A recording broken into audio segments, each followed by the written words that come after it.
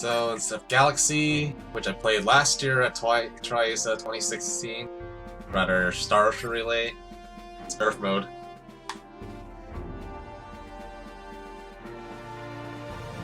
Okay.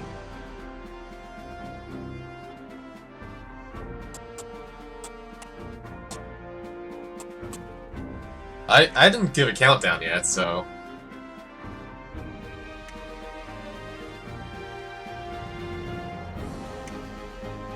Yeah.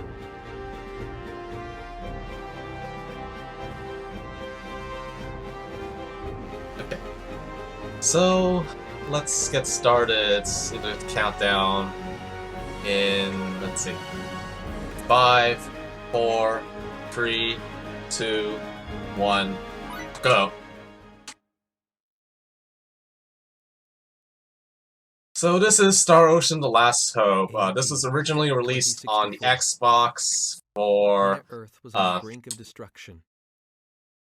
In Japan and over here, and was ported on PS3 around a year later. And the various nations that opposed it sparked the outbreak of World War III. And so, main differences between this version and the Xbox version, well, first of all, physically, there's one disc on PS3 instead of 3. There's also the ability to switch languages from English to Japanese for voice acting, and 6 different language texts. You can choose between English, Japanese, French, German, Spanish, and Italian. And you can also choose your menu appearances between Classic and CG style. I'm using Classic for this run. There's no real significant differences between them. Not that I believe there is, anyways. I'm also going to be front-loading a bit of explanation about the game itself with the mechanics, so just to save a little bit of time and explanations on what I'm going to be doing. So first, this game has a blindside mechanic, where it's like an evade encounter thing. There's 2 different ranges, because normally in Star Ocean games you have 2 different ranges, short and long range. Same goes for blindsides. So for short range blindsides, there's an animation that plays out. It causes this blue question mark and exclamation point status above the enemy's head that allows critical hits and stun locks to be performed. And there's also 2 kinds of targeting reticles. There's the yellow one, which allows you to blindside normally, and a red one, which if you blindside without it flashing, there will be a blindside counter waiting for you by the enemy, and that's going to give you a critical hit, and that's going to be bad news. So blindside counters can happen if you blindside too early on a short range, and you can blindside without a penalty once that reticle flashes between red and yellow. And that explains all the short range blindside stuff. For long range, there's this yellow question mark exclamation mark status. It doesn't last long, but what it does is keep aggression on the target, which is pretty good, because I'm going to be using that for one fight. Another thing I'm going to explain is rush mode. Rush mode is that green bar which will appear at the bottom of each character's statuses in battle.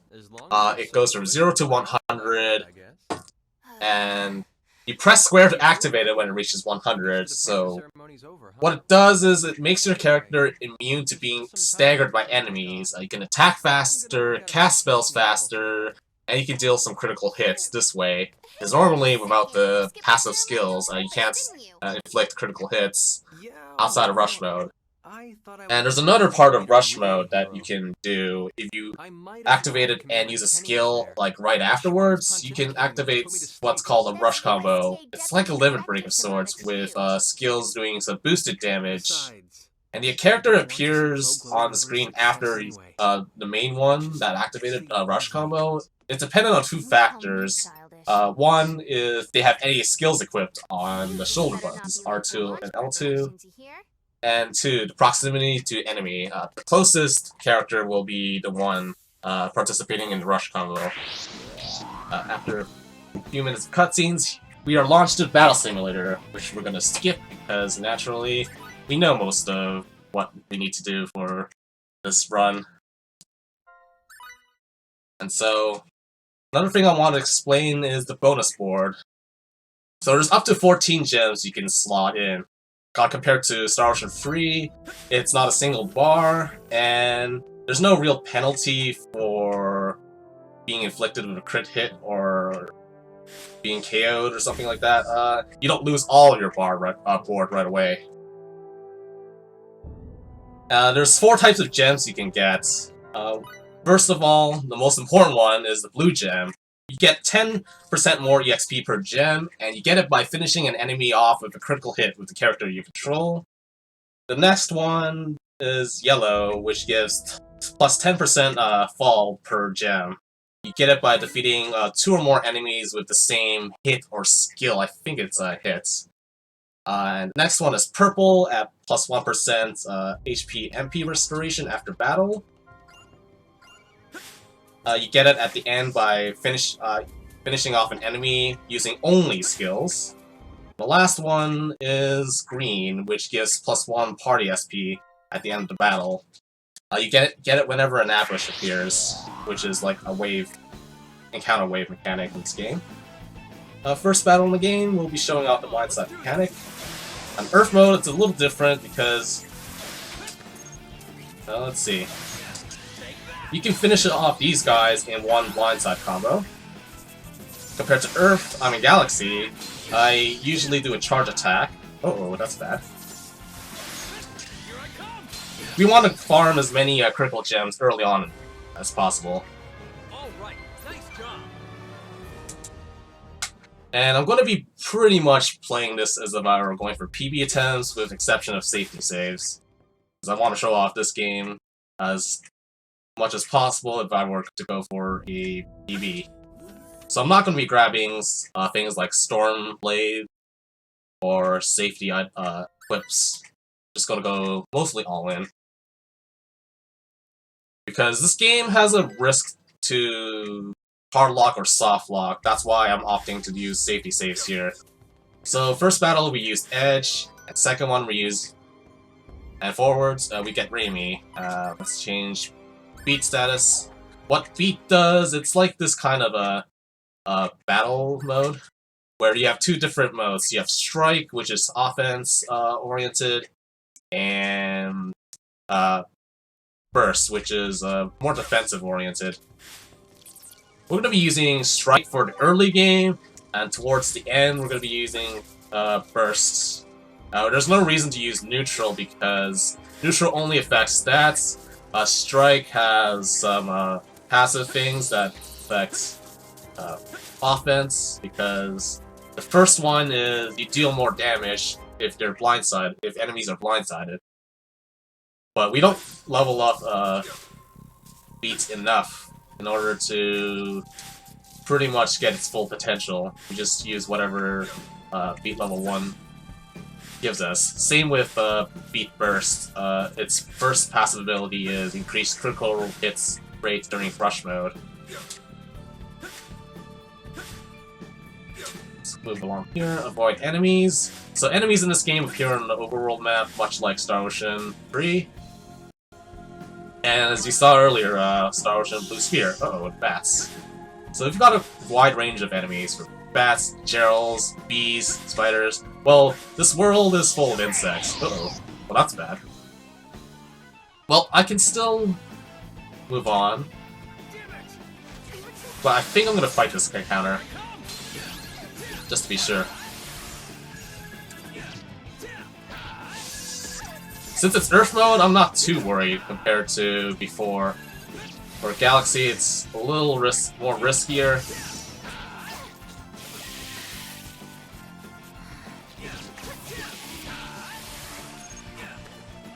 I'm not too worried about this. For the interest of the run, getting more bonus score is better.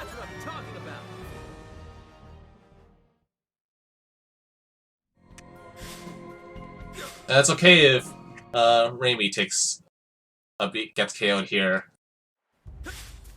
The more important battles are to do with bosses. And normally I would be either running away and hope for a bonus board, a bonus gem on the boss, but at least for this event, I'm more interested in just keeping the board alive as much as possible. So here we're about to approach the first boss. This boss is one of a few in this game that has this weak point mechanic. And they'll also have this music associated with them. So here we have Armoros. His gimmick is that you have to break its shell, and we get another party member, Face Shape of the Left. Because, for story purposes, he sees what's going on and helps us out. That's pretty much it, the premise for it. And main strategy is pretty much lure the wall, and as you saw earlier in the encounter, I blindsided against the wall and skipped the animation, which this also preserves the status effect that's associated with blindsides, which is pretty good. That allows us to just deal some damage right away to enemies without losing the effects of the blindside. And you'll see that it's a pretty good mechanic, at least early on. Later on, when we fight the endgame bosses, you'll see that we can't really blindside them because there's more of a penalty than benefit towards blindsiding. Ooh, he's already.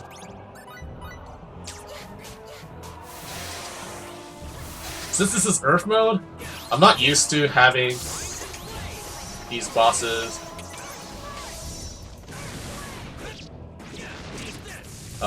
break the shell at least for this guy. That early on.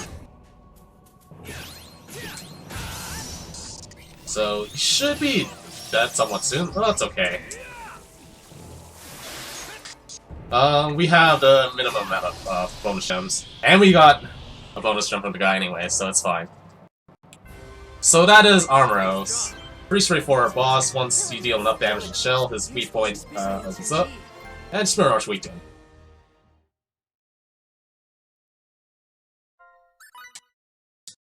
So that's the first boss. It's a little confusing at first because you wouldn't know to break a shell, you're doing so little damage, but once that happens, the boss pretty much becomes not as dangerous because you deal so much damage to him. At that point that he's gonna go down really, really easily.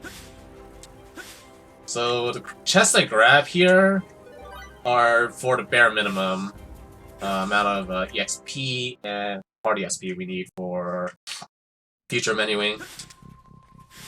And also for shopping too, because I've routed it so that I need to sell exactly this amount to get exactly the required amount of items we need, like ingredients and equipment.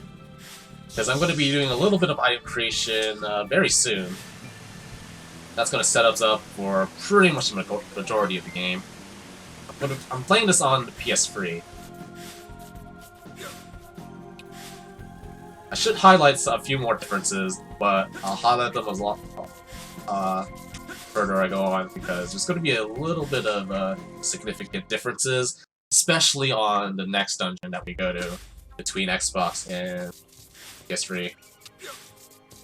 But the theme of this game is pretty much going to be a lot of backtracking, because once we're done with the boss here, we just have to go back to our ship and travel to our next destination. You're going to see that play out throughout the run, and this is a prime example of that happening. So here, once we turn, things are a little different, because the crash site became a base, and so we take advantage of that.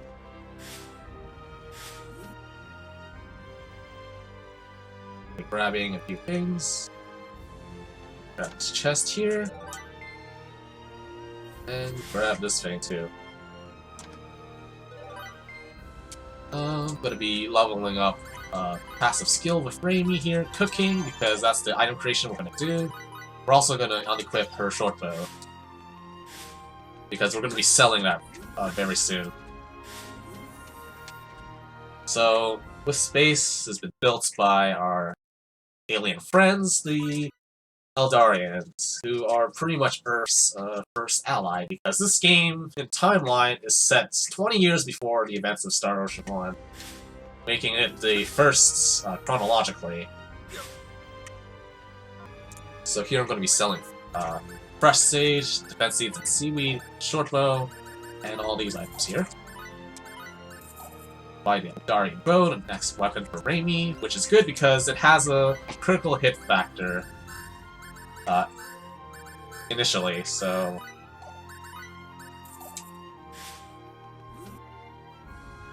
Let's see, I have a few extra items. I think I might have gotten an RNG drop, but I'm not too worried about that. So we grab enough ingredients to make 7 hamburg steaks, which boost attack by 20% for 5 battles, as long as the character that has it on isn't KO'd. And I'm also going to be making pasta pepperoncino, which gives a defense boost for 10 battles.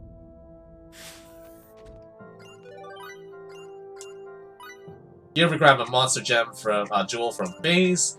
For a pure new game run, it's not useful at all. We just use it for money purposes.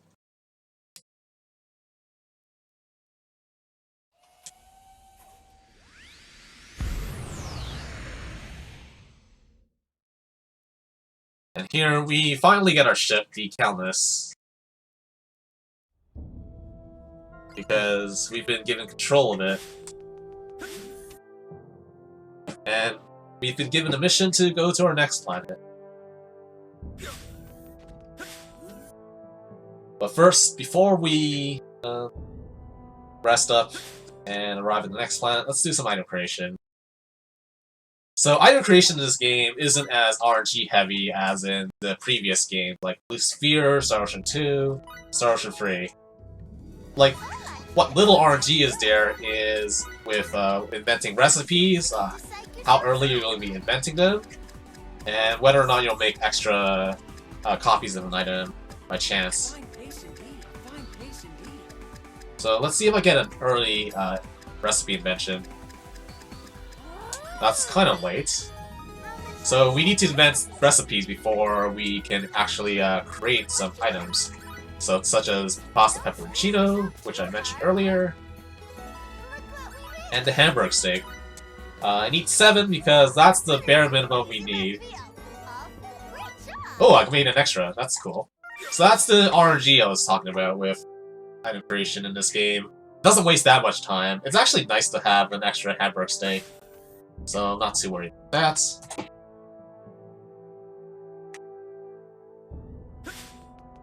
And so, let's go rest up now, since we're done with item creation. Yeah, Welch in this game is a little different from all of her other appearances. She has purple hair this time.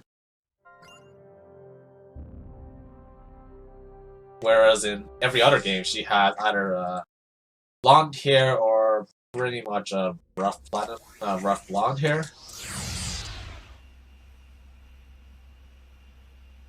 And in this game, you can do private actions. All the private actions are in between whenever you travel to a planet for storyline purposes. But for the speedrun, you don't do any private actions at all because they just purely don't contribute anything that would save time to run. So we landed on our next planet, Lemurus. It's a small, snowy planet. It's kind of cold. And seems like we landed next to a village. The village doesn't seem like a best idea to land at, so let's just go investigate the village itself, because we're there. And after the events of this village, seems that they're blighted by stone sickness. we get our next party member, level Lemery 5.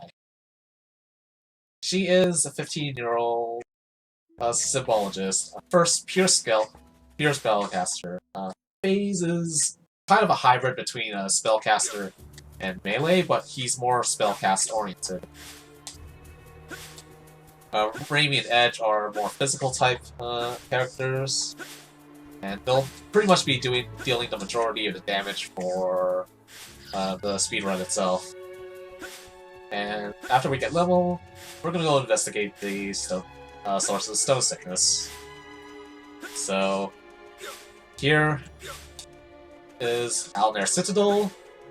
Before we enter, we get blinded by this light, and Edge gains access to healing symbology, making him a paladin-type character. So he gets healing as a result. See this? And so Alnair Citadel.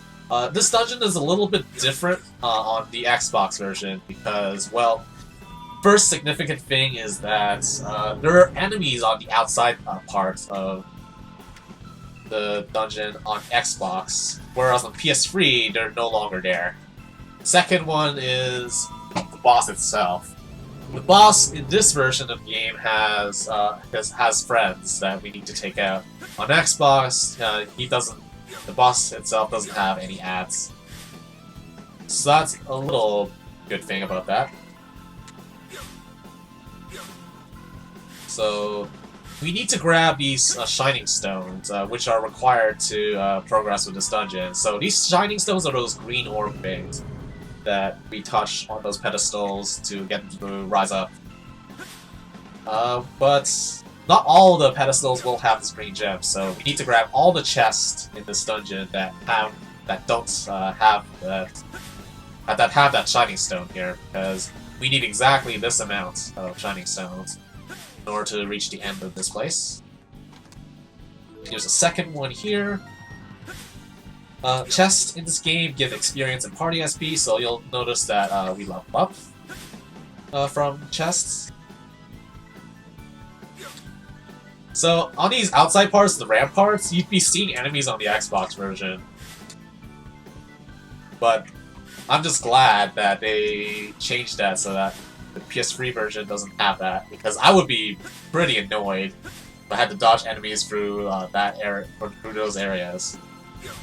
Because I want to preserve as much of my bonus board as I can. So we've got all the shining stones on this side.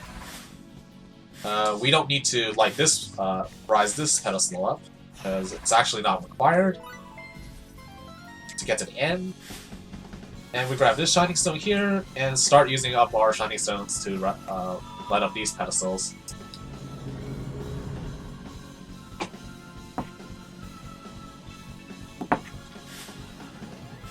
That's one, and that's two.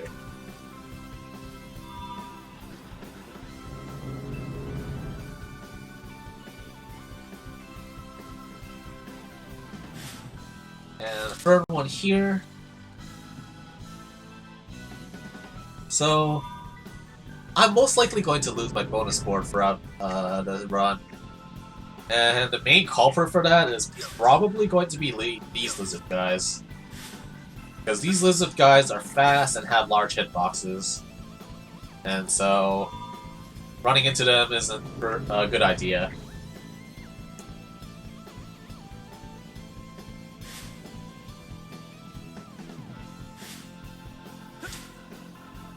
And so we're near the end of the Alnair Citadel. This is the second last zone that we need to go through. So it's a little mazy because you have to figure out that you have to grab these key items in order to move on.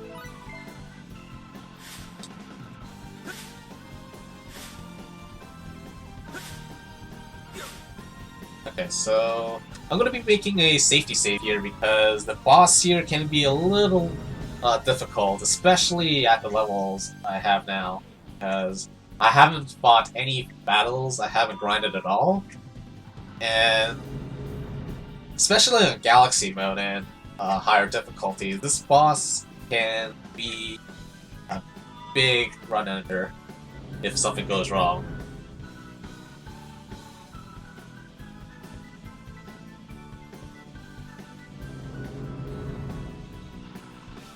So I'm gonna opt to safety saving right here.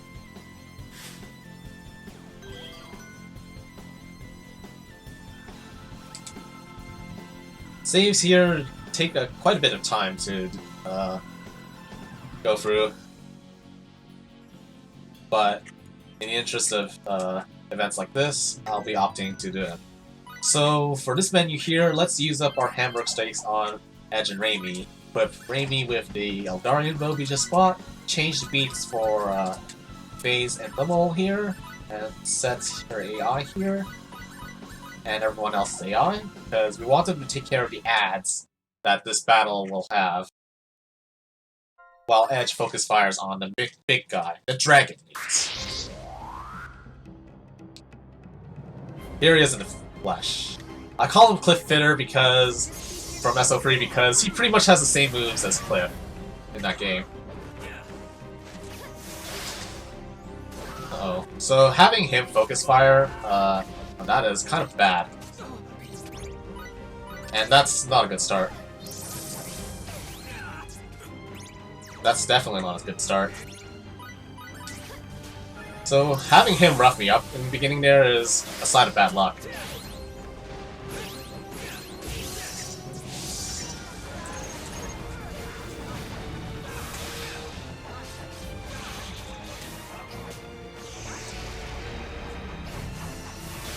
So Phase and Raimi should take care of that ad soon.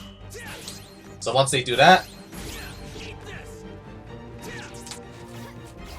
it's time for everyone to join in on the fun in beating up Dragon Newt.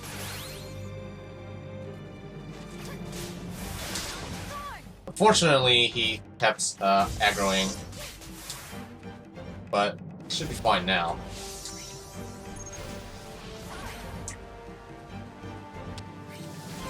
So we're pretty much going to be blindsiding him and juggling him as much as we can.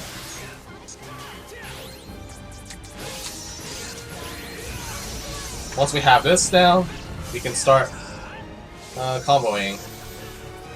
Ooh, that's bad.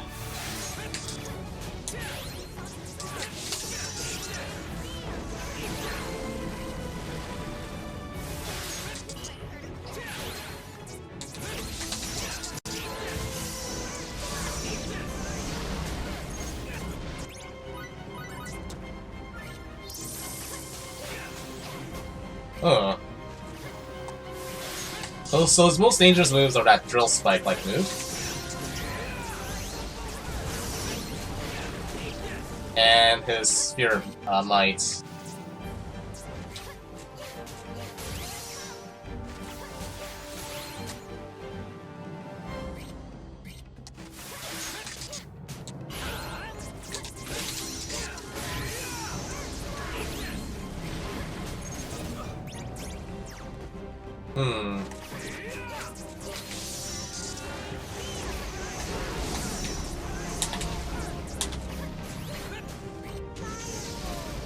So he's almost down, which is good.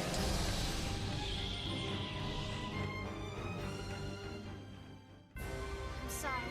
That wasn't. This feels pretty good, Kate. So that's Dragon Newt for you. That fight was a little rough. And I have to focus here because to do the combos here, I need a lot of concentration. But the strategy was pretty much launch him in the air with Edge, and have everyone chime in to continue the combo by juggling him.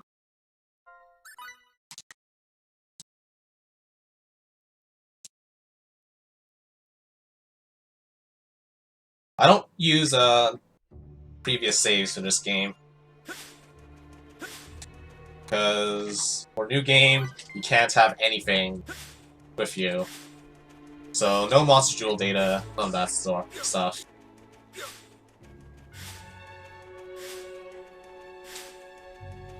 Just using what the game gives us from the beginning. So we're gonna have the skill manual chain combos because we're gonna be using a few characters chain combos, not now, but in the near future. Grab a few items here. and sell the monster jewel that we just got, and buy the torch bow here.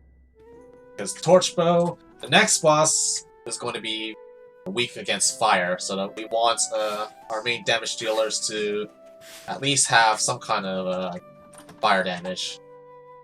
And Raimi will take advantage of that. Edge won't, because the fire elemental weapon that you could use takes too long to create.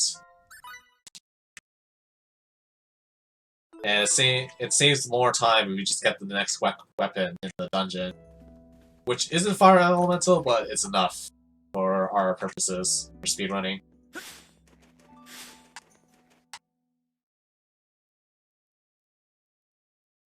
So once we went through Dragon Newts, the person we needed to talk to, unfortunately, was killed by Dragon Newts, so we had to go here, talk to Little's friend, to get a symbol stone, which allows us to pinpoint the source of the disease, because this shining symbol stone will shine on discovery upon proximity to the stone sickness source.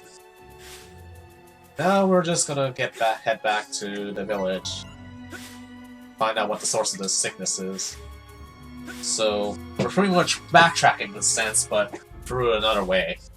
But we need to grab this fairy orchid first, because we are blocked by an optical illusion, which is real enough anyways, that if you were to go through here without the fairy orchid, you would have been blocked. But since the fairy orchid pretty much removes this plot wall, we're pretty much good to go to backtrack.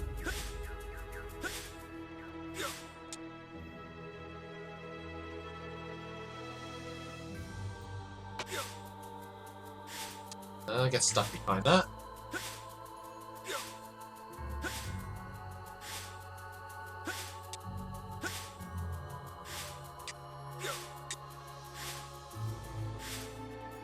But yeah, this part of Lemurus is pretty relaxing, at least for the zone, because there's hardly any enemies here.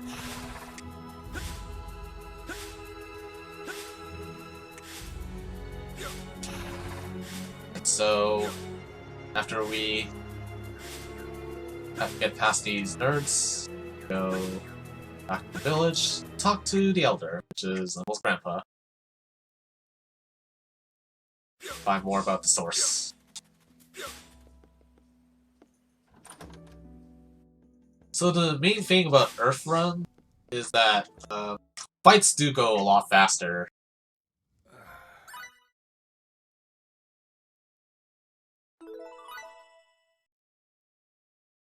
Because bosses have 70% less stats on Earth compared to Galaxy.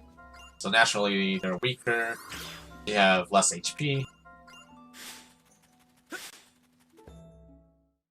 So, the run itself is generally about 10 minutes faster than in Galaxy mode.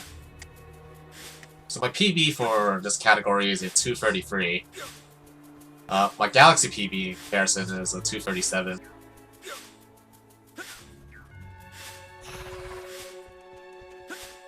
So I'm going to be going for what's known as an Ice Sprint. Unfortunately, I didn't get the first one, but we're going to have to get the next one, because what an Ice Sprint is it abuses the fact that you have sprint speed. If you enter ice at the end of your sprints, you can get a speed boost, a nice slide through. Because normally, for the next sprint I'm going to be doing, you won't be able to climb up ramps encased in ice. If you just try to sprint through and rush through normally, you'll be stuck there, and you won't be able to climb up. But using this ice sprint phenomena, we can pretty much ascend the ice ramps easily.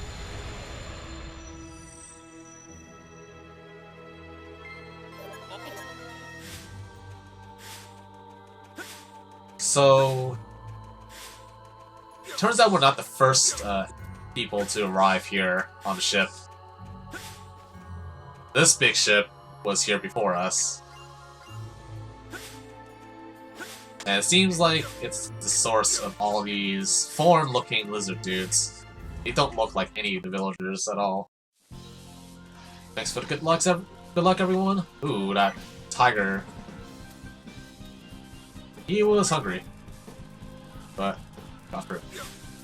So here I'm going to be using this ice sprint that I just talked about to climb this ramp up. First try, which is good. So if I wasn't able to time my sprint like that, I would have been stuck trying to climb that thing. But yeah, it's a matter of positioning when you sprint in order to climb up the ramp. Allows us to skip a few things with breaking. Ooh, I got the second sprint. That's good. With destroying doors with plastic explosives. So we only need 2 plastic explosives instead of 3. Although the drawback of it is that you don't get enough. You don't get a lot of EXP this way, and you need a bare minimum amount of EXP in order to get healing on Limo, which you get at level 6. But since we got the bonus gems from earlier, we shouldn't be worried too much about the EXP now. So in that chest, we just got Edge's next weapon upgrade, Cardianon Sword. We're pretty much going to be using it for the next few fights, because, well, it's the next best thing after the Fire Sword, and the Fire Sword takes like 5 minutes to grab, and this Cardianon Sword is right there. So there's absolutely no reason not to get it up, pick it up. So you see that we use the fire ring, our first element disintegration ring, to blow up that door, but we don't need it for this door because it has sparks. The sparks automatically set off the door for us, so that's good. Here I'm going to be taking another safety save here because the next 2 battles are pretty critical. This one I'm going to need for to farm my bonus board. But first, before we go on, let's do a menu here. Equip the stuff we just got. Use up healing with Edge. Turn off Firebolt here. Skill boost, critical hits, which is a passive skill that allows you to do critical hits outside of Rush mode. Take off Rising Blade because it's detrimental to us at this point. Set levels AI, and we're good to go. So this is pretty much the big grind fight, because you have to fight these guys to move on. And why not just use this to get your bonus board?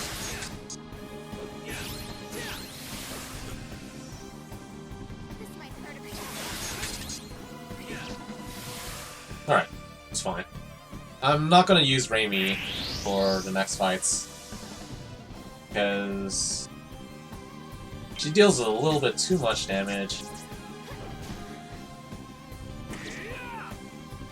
Although Limel's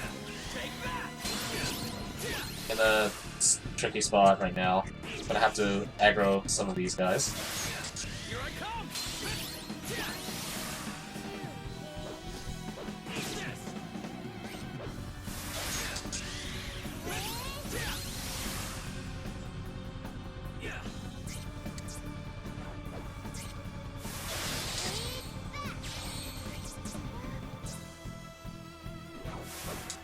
Okay, hopefully this guy... Get over here. That's fine. Yeah. Good thing Limel didn't get KO'd here. I was a little worried about that. Should be fine. Oh, Enhance. I gotta take care of the Wise Lizard Man. Although the Dragon Newt's going after everyone here isn't good as well. Ooh, that's not good. So I'm gonna have to revive Limel here.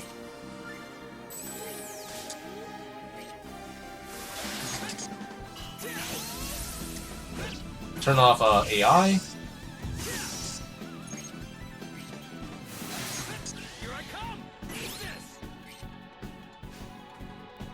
Get one more board.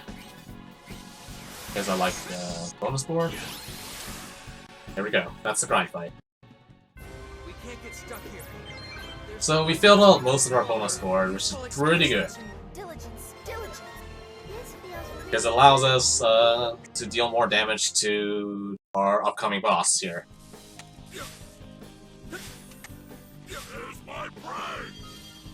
This Dragon Newt's in the way.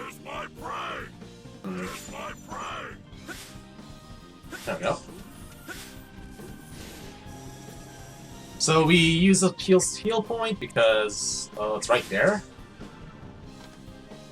And before we move on, let's use a safety save after this menu here. So we level up all the skills we're going to use for the next battle. Sonic Thorn, Hatchet Reel, Earthly, and one more level of critical hits. And the next boss is what I consider the most dangerous of the game.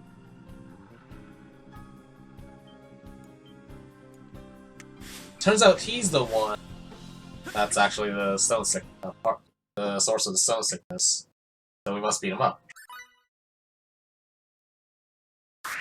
This guy is also another one of those guys that have a weak point, so this boss music plays as a result. So I'm going to be focusing intently on this guy, but basically I want to be juggling him with Earthblade, have everyone contribute to the damage, with Raimi and Edge dealing the most damage, because Raimi's critical hits with Sonic Thorn do about the same amount of damage as Edge's normal attacks would. If she lands them as, of course. I'm gonna wait for him to... Yep. Fine.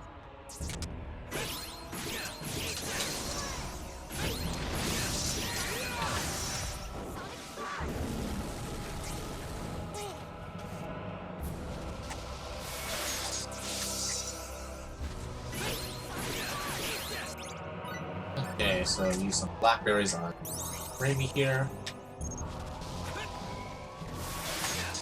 I'm gonna wait for him.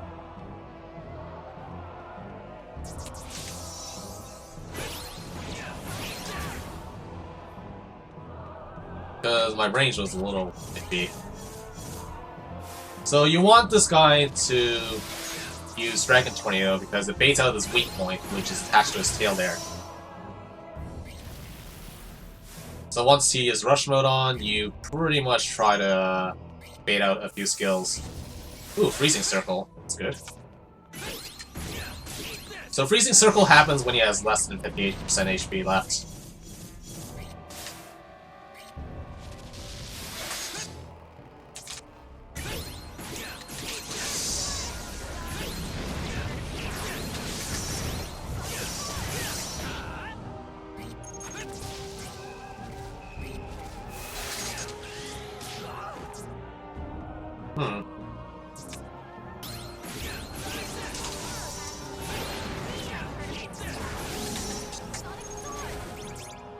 Positioning was weird.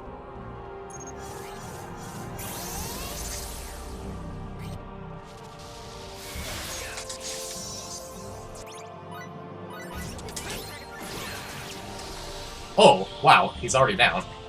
Right? That was surprising. I'm used to him taking a long time to beat. Because of Galaxy Mode, but this is pretty good. I'll take that. So you want to blindside him during Dragon Tornado / a Freezing Circle because, well, he exposed his weak point, so by blindsiding him, we'll be doing the most damage.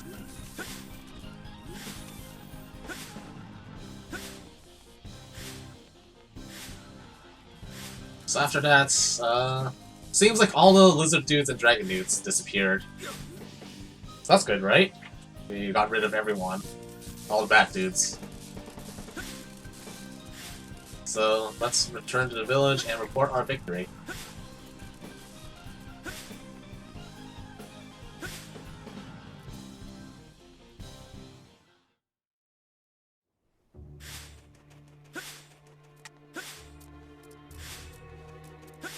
Okay. So, at this point, since I have a full bonus board, the ideal situation is that I carry it through to the end, but the next planet that we go to, it's very, very unlikely that I'm gonna be carrying the bonus board throughout the run. Nice, I got the sprints. That last sprint there is kind of difficult to do compared to the rest, because I haven't found an exact setup to get a precise sprint. So I just have to go back and forth on the L stick until I get it. Hopefully. What happened? So you saw that ice, that boost in the speed there. That's a prime example of an ice sprint. You wouldn't know it from climbing up the ramp, because it looks like I just waltz up there. This is a more proper showing of the ice sprints. So we returned to the village. It turns out the stone sickness did affect the elder, and he got turned to stone after we defeated the big bad here. And so our business is done with this planet. We take Limo with us because she wants to prevent tragedies like this from ever happening again. And now we're off to the world where these lizard dudes and dragon dudes were from.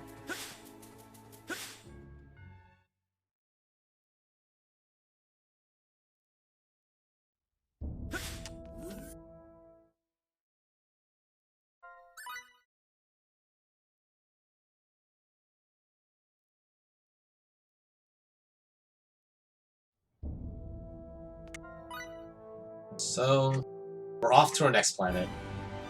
Since we don't need to do item creation anymore, we can just sleep through the trip. Because Edge is a little lazy. At least in the speedrun methods.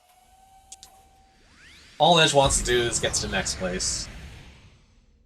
Can't exactly be good for being friendly with everyone, but for speedrun, it doesn't matter.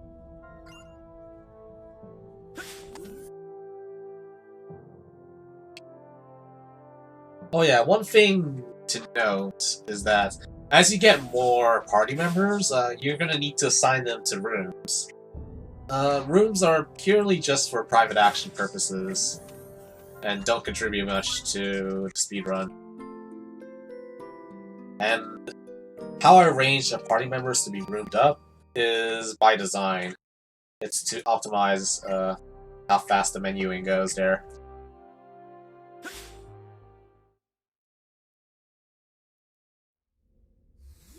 Just like that, we're here on the next planet.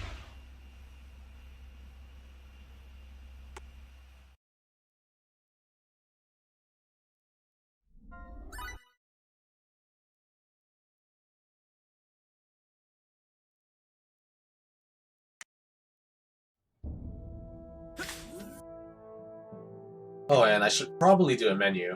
Oh. I know exactly what I need to do. So, turn off Windblade, skill boost, critical hit to full, Stampede Slash, and equip Stampede Slash.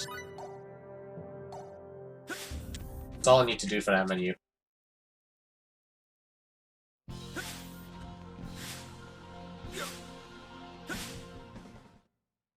So you guys can follow along my notes that I've linked earlier in chat, 30 minutes before my run started.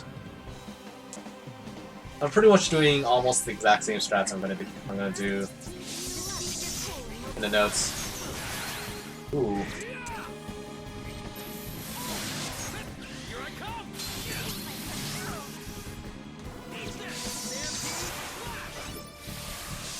So we pretty much are going to take care of these guys. They gave us a rude welcome because, well, we got trapped. We got sucked in by their tractor beam.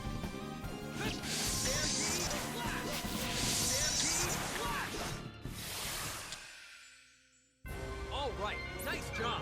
Daily training. So first battle,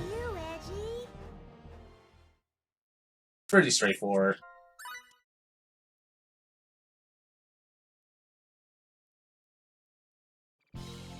And so begins our journey through Cardianon, which is actually a mothership, not a planet.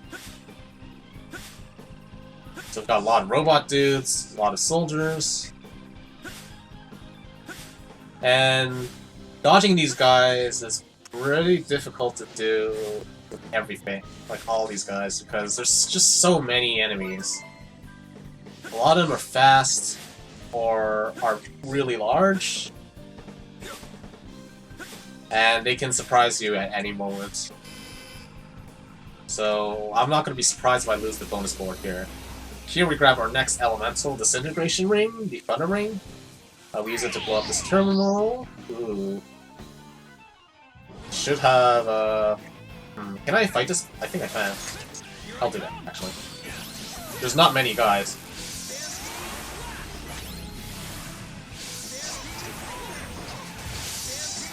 Yeah, it's actually not bad.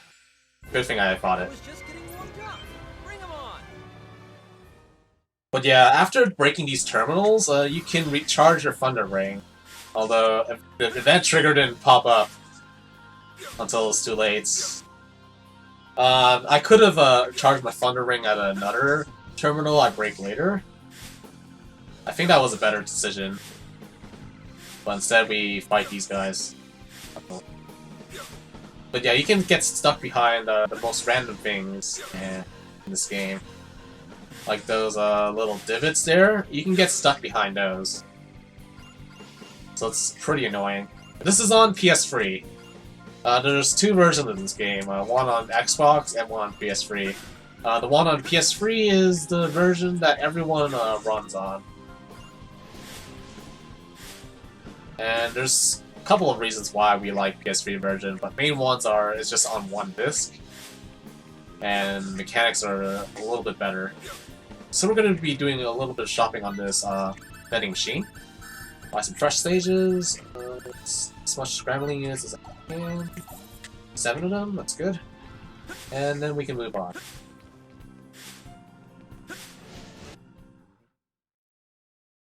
So it looks like these lizard dudes are actually an accelerated, evolved form of those Cardianon soldiers. It's kind of scary what evolution can do. And it looks like Dragonood is like the ultimate form, or something like that. And so once we blow this terminal, the cryosleep chambers are open. So we have these lizard dudes, the red guys, the red guy, and a few lizard dudes who couldn't make it. So we scavenged one of the corpses for an ID card because we needed to move on to in this dungeon. So that's the third and final panel. We break Thunder Ring.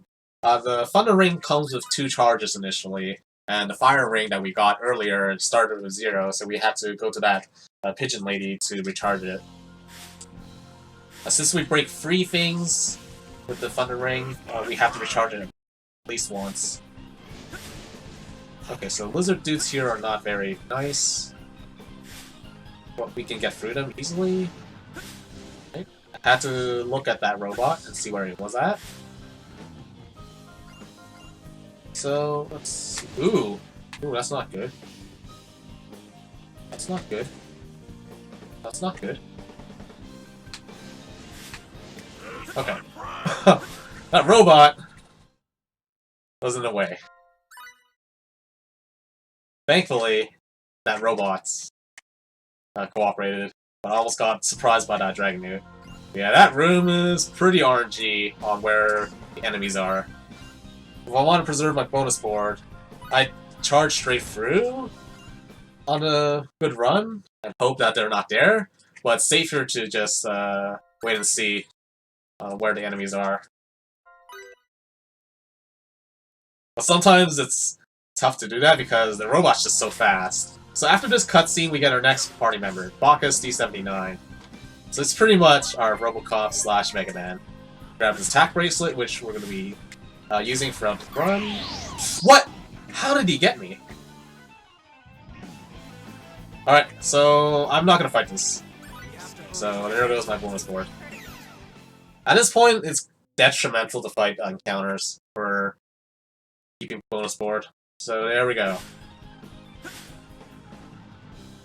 I knew that was a risk, trying to get past that lizard dude. But such is this game. Oh, I was able to skip this room. Nice. If I sprint up left, then go left, then up, I can skip all the encounters in that room. It's fairly consistent if you can enter the room on a good angle.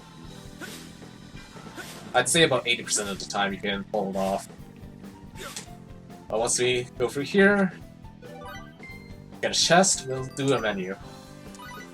So, Rage on Raimi, HP boost, and chain combos on Bacchus, and we're going to be feeding a steak to Bacchus, because it makes him powerful. Take off the anti-stun, give it to him. Equip Raimi with the Cardio Nombo we just got. Skill boost, we're going to be boosting Stampede Slash, Galvanic Shock, chain combos. Take off these skills because we're going to be using rush combos much later in the game. Equips Galvanic Shock.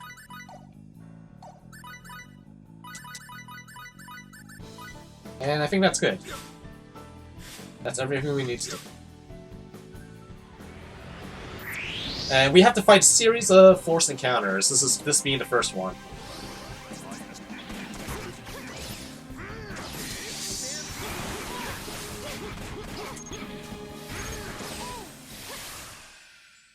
So they're pretty straightforward fights. With Bacchus, what you do is circle, hold, and press a. You hold circle and move a direction on the L stick, and you can dash. And if you press X during those dashes, you can attack rapidly with Bacchus. It's pretty good. Although it's not the main source of damage you can deal with him. If you're on close range, you can also do a lot of damage pretty quickly by chaining his close shot, then melee, then close shot in quick section. His melee is towards plus attack.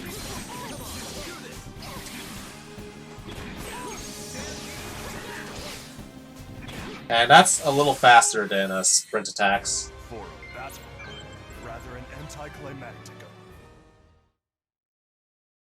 Yes, this is a PS3 title. I am playing this on the PS3 right now.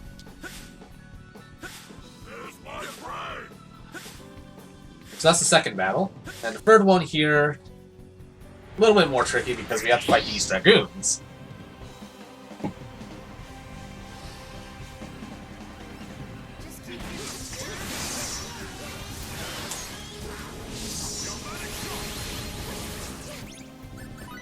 And switch level of face here.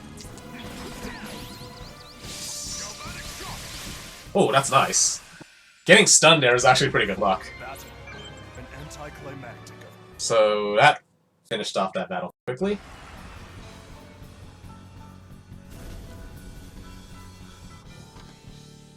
And we got this chest here, the EM bombs. Very, very important item, at least for the mid-game.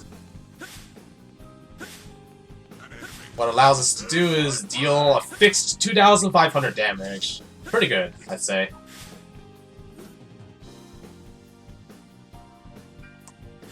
So this part here is a little. Oh, I was a little scared about that dragoon being mean. Like, I never anticipated it moving like that. But we're through. This is a maze-like part. What you're supposed to do is break the thunder panels you see here, but it's fixed whether or not barriers you see here will be. Let's see if I can get through. Oh, oh, oh, oh. Oh! Okay. That happened.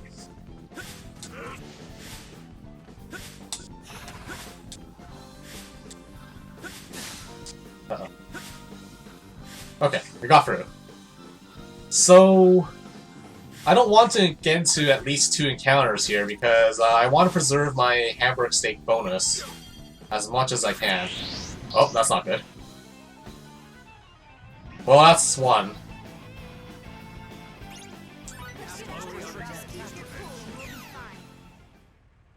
And two, if I get into another battle here, I'm gonna have to do a menu and reapply the hamburger steak, which is... Oh, where am I? There I am.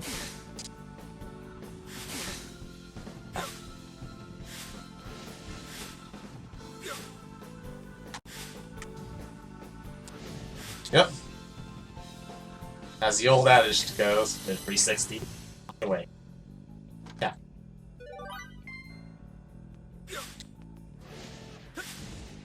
Ooh, this guy here is a problem. I think I can get past him though. Oh! Oh! What? I couldn't get past. Oh well. There goes my attack bonus.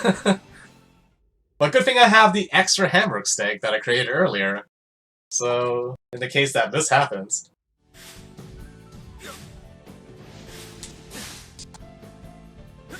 Well, that guy is colloquially nicknamed General Badass because he's a big guy.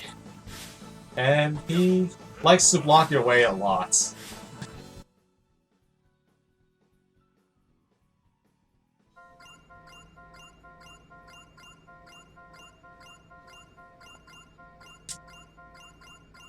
I think I got past them last year, but this year, not so much.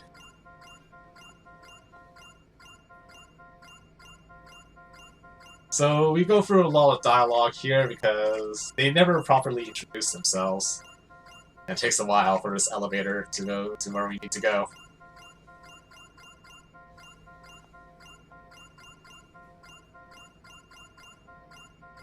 Turns out Bacchus has met our friend, Crow, Almedio. So I'm going to make a safety seat here. Only because it's for progress, not because the next boss is hard at all. So, there's three characters in the beginning there. Edge, Raimi, and Crow. Crow's off on his own adventures, while we go around and go on our own. Because we got separated on the way to the first planet, Eos. So this guy is Sahario, the next weak point boss. His weakness, you'll see. If he's cooperative. He is not cooperative. Well, now he's cooperative. V-beam. Once he charges his laser like that, he reveals his weak points. Thus we just galvanic shotgun to death. All obstacles have been eliminated. This body...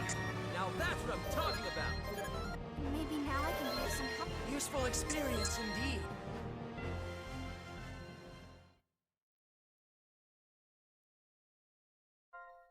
So, we kept some of our bonus gems, which is good. But still, it would be nice to have the entire bonus board attack because that's essentially double EXP. Because plus 100% EX bonus EXP is double. What you're supposed to do is, like, wait for the guy to use V-beam or Voltage Blast, and then take him out with your Thunder Elemental attacks. And in this case, Bacchus has Galvanic Shock, which is coincidentally Thunder Elemental. That's why I spent all Bacchus's individual SP on that and chain combos, because it deals a ridiculous amount of damage to the boss.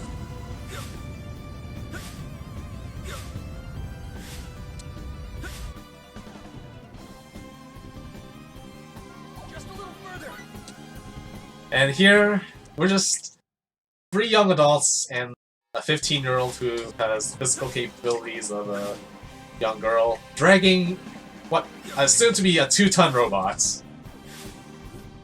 Because Bacchus got blown up at the end cutscene after defeating the boss. And now we must escape, because if we don't, we're gonna be warped with the ship. Which is not good.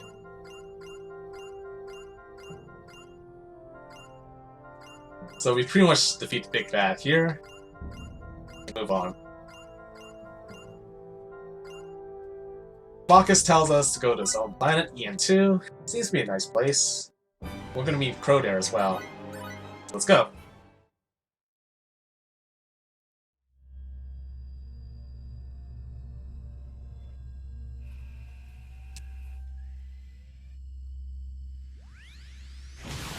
Just take our sweet time, warp it. Bacchus is back. We're paired up. And we're gonna be assigning his room.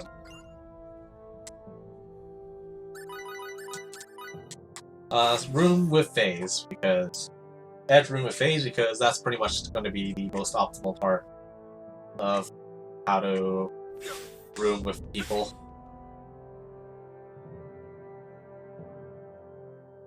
And so let's just take a beauty rest on our way to EN2. I'm sure EN2 is going to be a nice place. I mean, if there's so many people as advanced as Bacchus, we'll be in good hands. Uh-oh. Uh-oh. Emergency warp out. Oh dear. Oh dear. What could go wrong? I don't think I could room phase of level initially, anyways. They always give an excuse on why they don't want to room with each other, because they don't have enough affection points for each other. Right. So we're here on Earth? How? Looks like we're in Roswell. So we go to this abandoned gas station.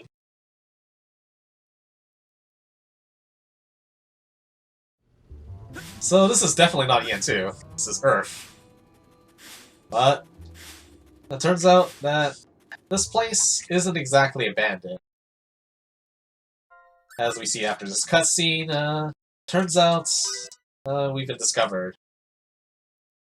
And we left the women and children behind on the ship while the men go explore. And we meet up with this guy named Klaus, who asks us to set free, take this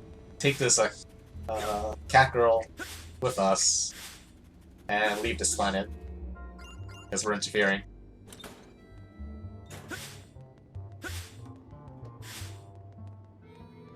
So, now that we do this, let's use a payphone.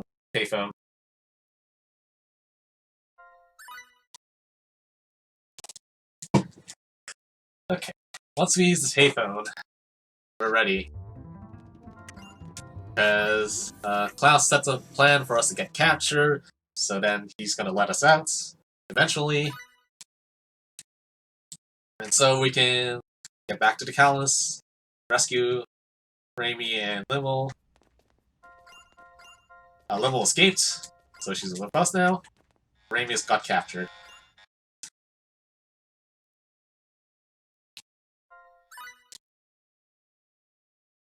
Here we go.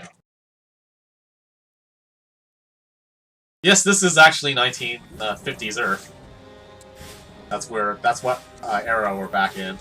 Oh, Donkey Kongs.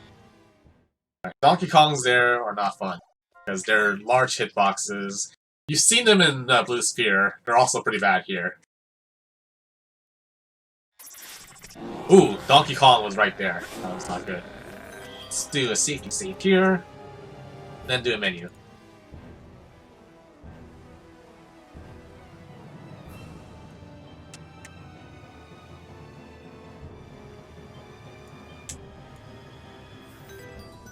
So the menu here is boost up edges, second slash, and change up one here, and we're good.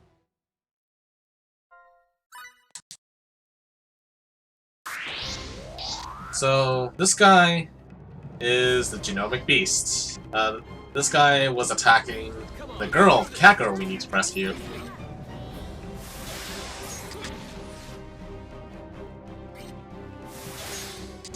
Nice.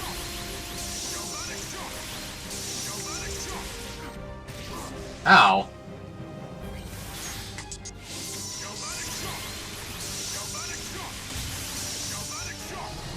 That was actually a good fight. Genomic Beast can be a bit of a troll, unfortunately. Useful experience indeed. This feels But good thing he was not a troll in this fight. Well, yeah, if he did his tackle and hits, it would have knocked down. And I bought Basil's earlier because his tail can inflict paralysis. And paralysis, I don't think, can recover by itself, like, wears off by itself. So you have to use the Basil's to cure it. So once we defeat the Genomic Beast, we get Miracle Shamwat, our next party member. She's not going to be seeing much action until the beginning of the late game. Because she's only going to be useful for that fight.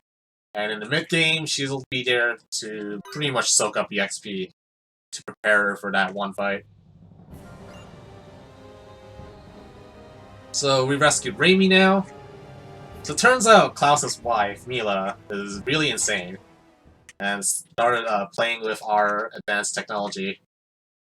And so, because of that, she's pretty much triggered a chain reaction that's going to cause a black hole, so we must escape on the Calnus.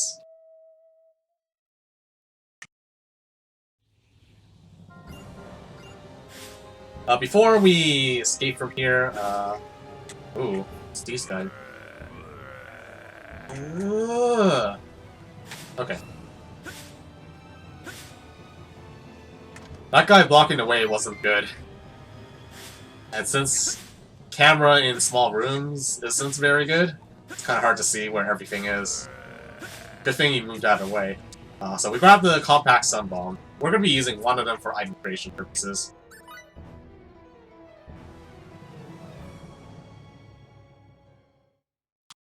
And after we skip through these events, Earth has been destroyed. But it seems like we're back and we escaped. So that sucks. We destroyed Earth. But turns out, it's not the Earth in our dimension. It was an Earth from another dimension. So what do we do after we destroy Earth? We go to Star Ocean 1. Broke.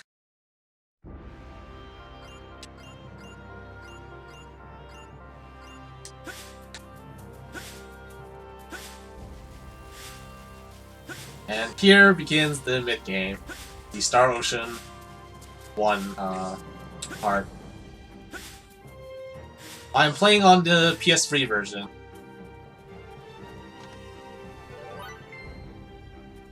First I grabbed the Holy Waters here, mostly because it cures the Curse status ailment. You don't get to see Curse a lot, but there's one battle in particular, the final battle, where Curse can be a significant status effect. But that's if it's really bad luck anyways.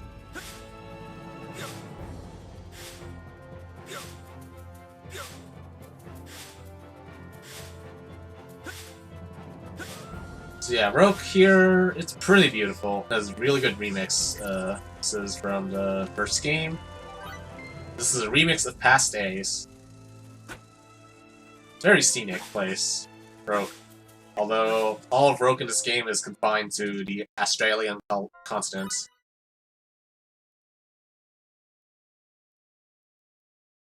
Australian, whatever it is.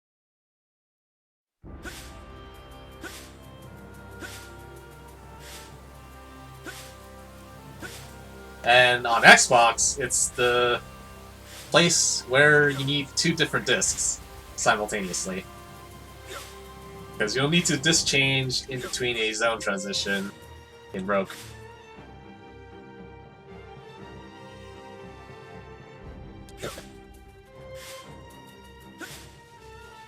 So we got a whole sort of mix of enemies. Lycanthropes, bees, funny thieves, i.e. scumbags, trees from Star Ocean 3, lions. Later on, we're going to see bats, crabs, harpies, and the Hulk.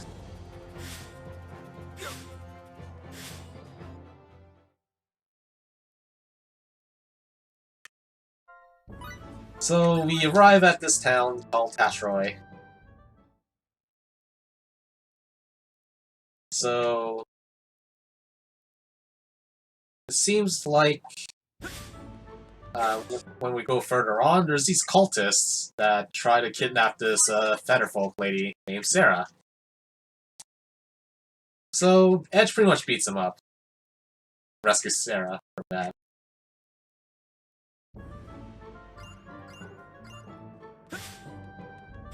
And so our next objective is to search of our pink bunny guys. Because the next topic of discussion is bunnies.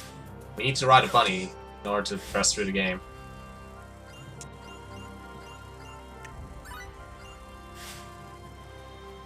And also about bunnies.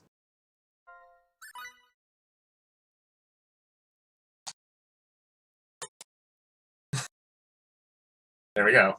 There's the command.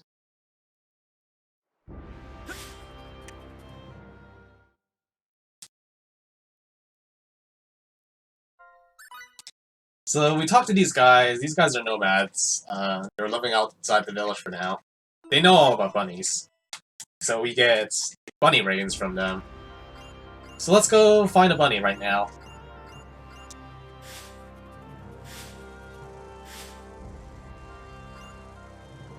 So it seems like Miracle is from this planet, because there's a lot of Felpool here. But she herself is not sure, but it's pretty much implied that she's from Rogue. But when we search for bunnies, it turns out that Raimi contracted some kind of stone sickness. So she's pretty much out of action, and we're pretty much finding a cure for her.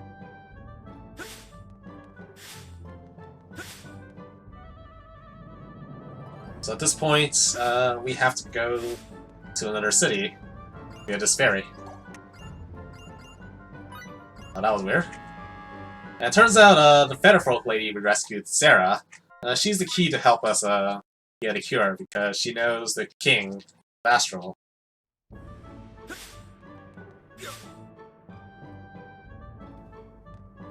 And so she's pretty much journeying with us, temporarily.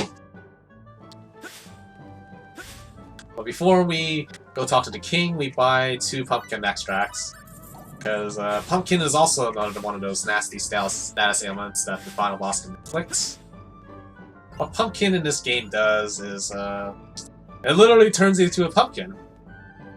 And the only thing you can do is move around. That's it. What Curse does, as I mentioned earlier, Curse stun locks you in place, and it's like a poison except for your MP. But the worst part about Curse is the stun lock portion.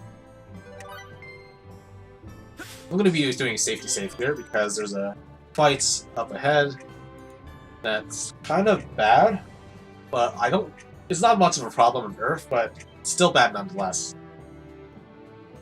But yeah, Curse is like a poison for MP that stun locks. It's pretty bad.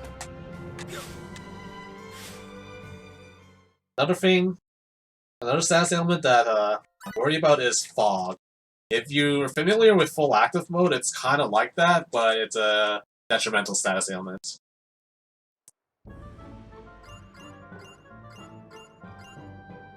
Because you use skills in place instead of going next to the enemy and using skills. Or whatever condition the skill requires you to do. So here we grab the next weapon and final weapon. We need Edge, the Bainsley. Use Hamburg Stick on him. Equip her with Iron Claws, and equip this. And we're good to go.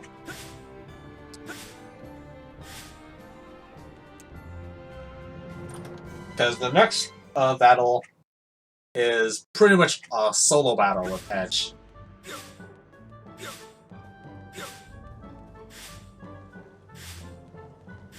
Because it turns out the thief stole the stone sickness cure.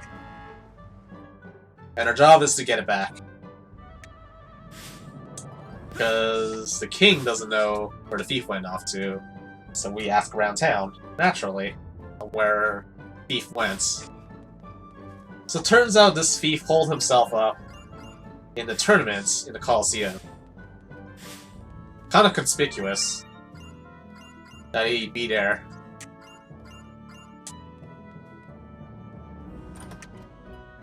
But alas, he's here. So, Edge was reluctant on participating, so FaZe opted to. But because of that, Edge doesn't want FaZe to put himself in harm's way, so we pretty much fight it. Black Eagle.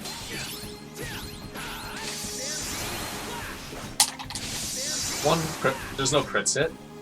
So the main goal for this fight is get as much critical hits with Stampede Slashes as possible.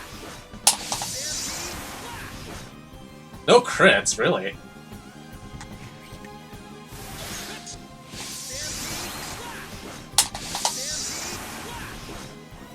Really?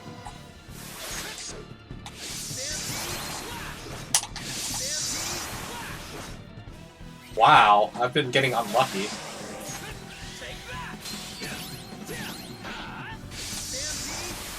Wow, no crits. That is really bad luck. Normally, I should be getting a few critical hits with Stampede Slash. Especially the last hit. But, such as RNG in this game. So after we take out Black Eagle, we get the Cure. Edge is lauded as a hero. And we meet our next party member, formerly Miria Tianissus, but we don't get her yet. We saw Miria earlier at the end of Party Anon, because she's after Crow.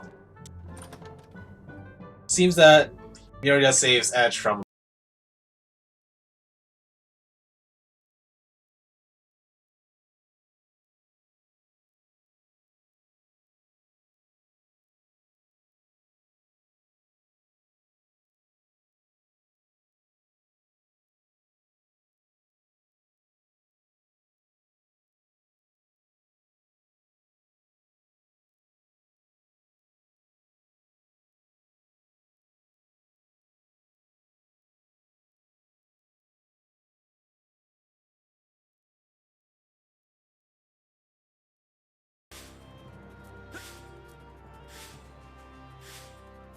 because of that, they've been shunned by human society.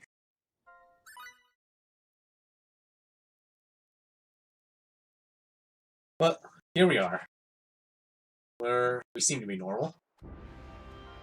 And Raimi's back in the party, and with that, it seems the nomads have disappeared. Ooh, there's Bunny Guy. He's close. He's so close. I've never seen Bunny Guy so close. There we go.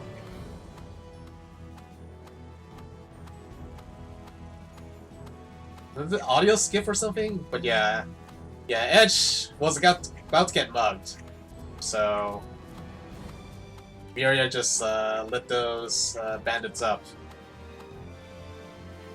But Edge would have been fine. I mean, it's just 3-on-1, right?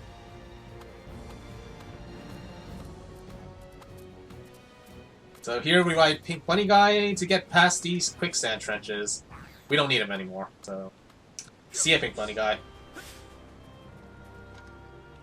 We grab the Silver Chalice, which is like a permanent blueberry, I think? But we don't use it in battle. We just use it for money. Because we're going to be selling it later. So there's the Hulk, as you saw earlier. Bunny Thieves. More Hulk. More Hulk. Drift Birds. Skeleton Dudes. More Drift Birds. Entry.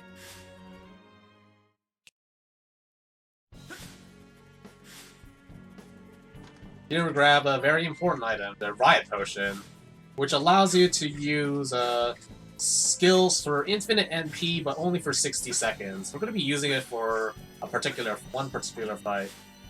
There's a Big Bat. Shoutouts to our friend, Big Fong Balls. Bats are for him.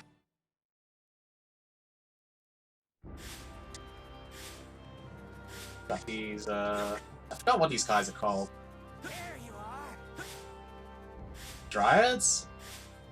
Then we got priests. Harpies. And we're moving on to the Purgatorium. Because you might have noticed on the top left that the cave was actually aptly named Cave to the Purgatorium. Here's the Purgatorium. It's not as much of a maze as it is, as you'll see in Star Ocean 1. It's a little bit more simplified in this game. Because after this run, both versions of Star Ocean 1, Fantastic Space Odyssey and First Departure, will be run by Cleartonic and Garrick 1, respectively. I think I said it in the right order. Yeah. Fantastic Space Odyssey is the Super Famicom version. First Departure is PSP version. So if you're a Star Ocean 1 fan, do look forward to this. Although this area is very much Star Ocean 1 itself. Oh, excuse me, top right, not top left.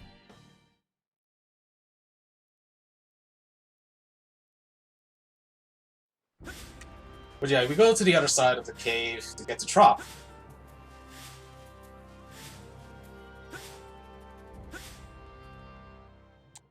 And once we get to Trop, we meet this cultist dude who has a curly mustache. Seems like he's spreading word of the cult around. The same cultist that tried to kidnap Sarah earlier. So let's go do a menu here. Unequip everything here. And give all the accessories back to Bacchus. Sell this thing, the Silver Chalice, one of the stun bombs, these things, all the weapons that we have here, because we're no longer using Edge for the speedrun. I'm missing something. I get what? Missing. I think something's up.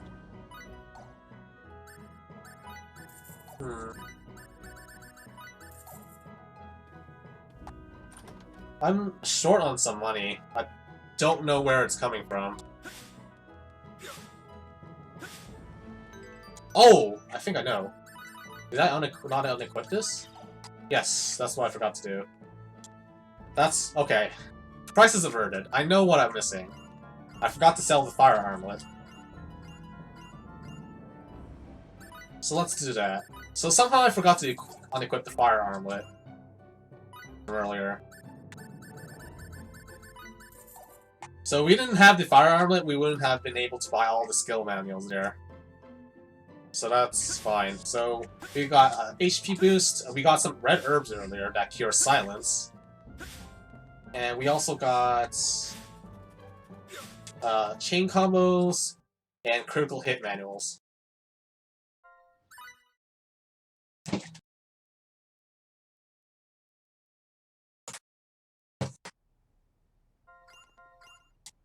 So our business in Trop is to talk to this augurer named Lady Elena. Miracle's heard of her, although her impression of Lady Elena has shattered because she's a completely different person than what Miracle thought she'd be. And after the events here, we get this key card from her, which is really... well, it's a lamp of guidance. Normally, there's a crab.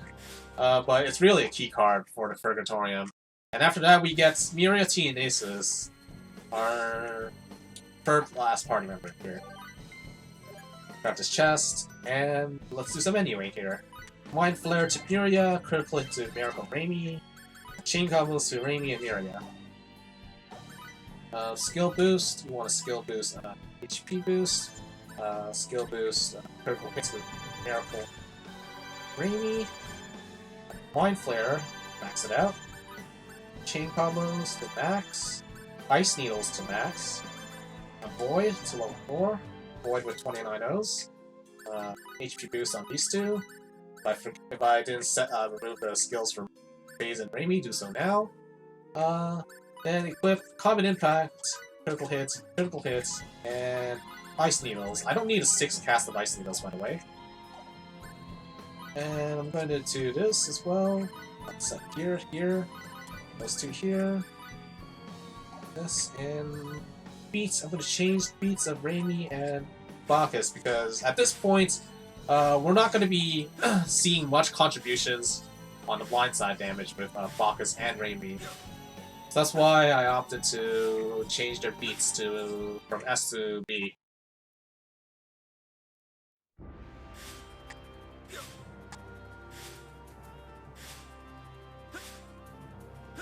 And with that menu, we're set for the next couple of bosses. And before I do that though, fight the next boss, I'm going to do a safety save, mostly because of progress. Because I don't want to lose all the progress due to a tri-ace, which is our pet name for any unexplained delays, or even potential soft locks or hard locks. Which can happen with this game, although it's very rare. But for an event like this, it's better safe to be than sorry. So let's use this Lamp of Guidance to light up this pot.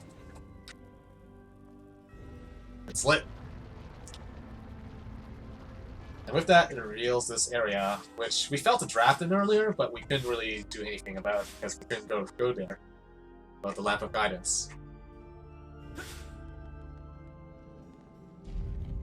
Go.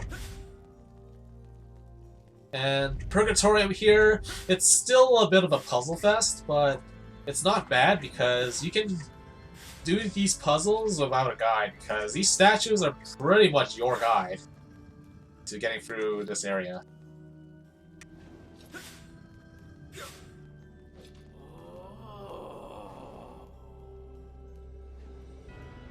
So we have to light up these pots with the Lamp of Guidance in the direction the statues face. We don't have to do this puzzle because we can just do this.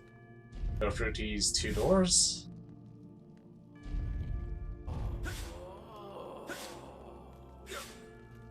What we do need to do is this puzzle right here. Easiest one. Just go from lower left corner, lower right corner, facing north that is, and the center.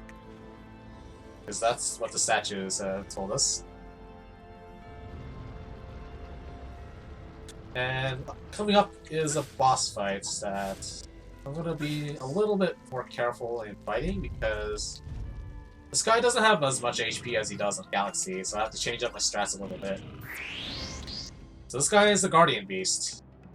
You're going to see the beautiful effects of the Void spell. Because this guy initially has a skill called No Guard. And No Guard pretty much prevents stun lock if the damage that you take is like less than a certain amount of your max HP.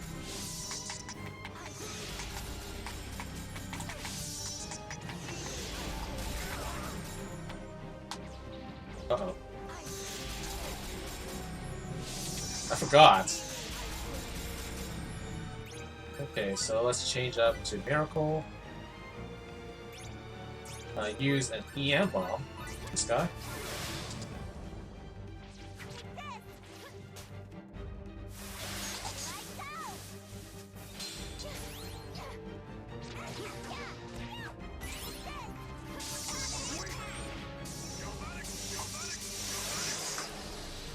Oh, nice! I got a quick death animation. If I blindside and he dies during the middle blindside animation, death animation is much quicker. Very rare that happens.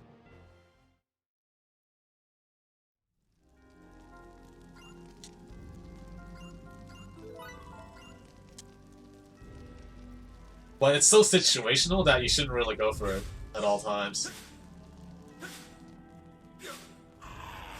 But it's cool I got to show that off at least.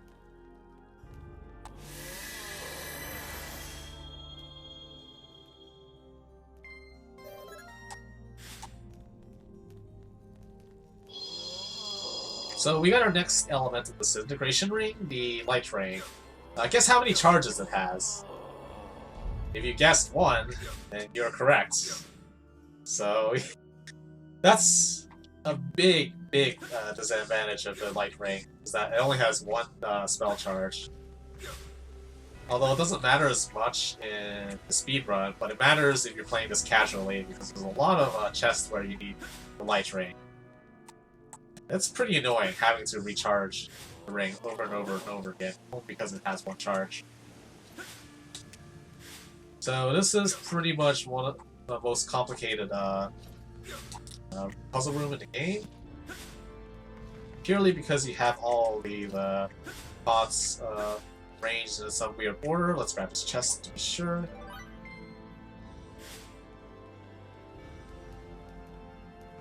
But you have a lot of statues here. Their intersecting lines are pretty much tell you the pots that you need to light up.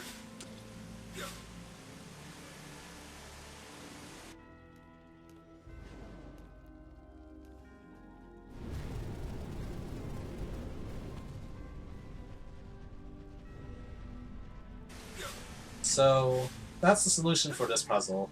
You have to light them up in that precise order.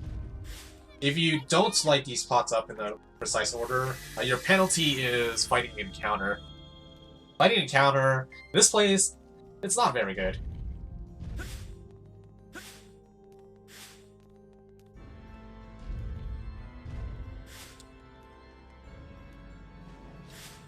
So puzzle room here.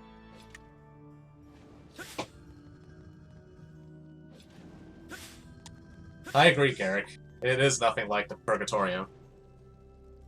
So yeah, this puzzle room is fairly straightforward.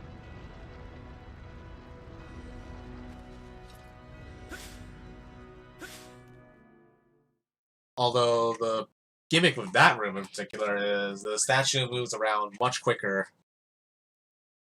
Like it moves as you're doing the puzzle.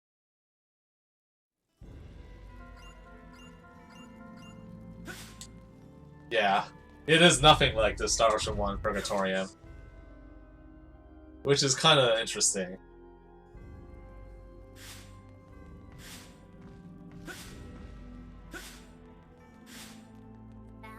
Uh-oh. Oh. I just remembered which order to go, so that's good.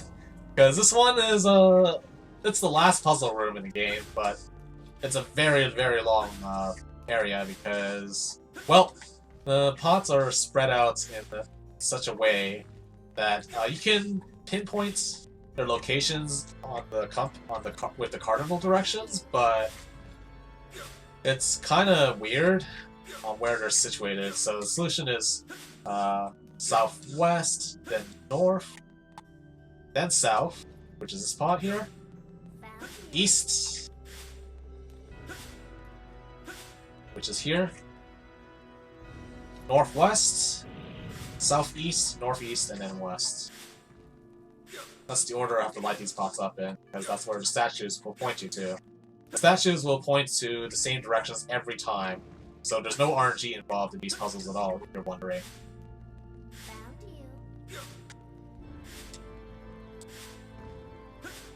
So if there was RNG involved, it would have been, I would have been annoyed. Because you'd have to look at the statue every time to know where to go.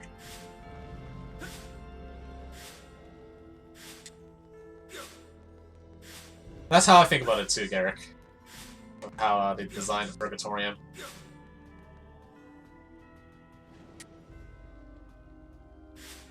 And one more.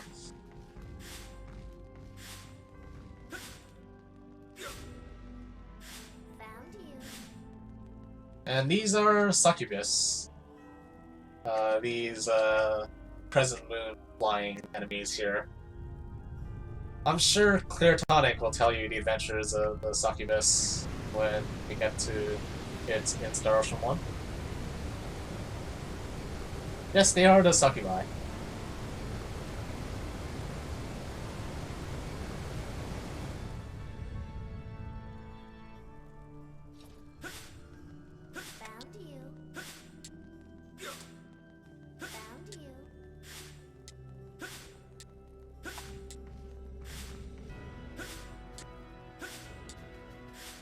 And here we grab this chest.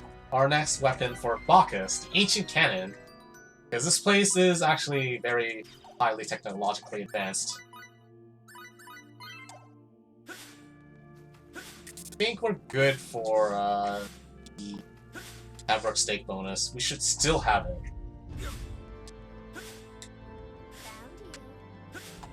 And I think I'm good for this menu too. I'm going to be safety saving, of course.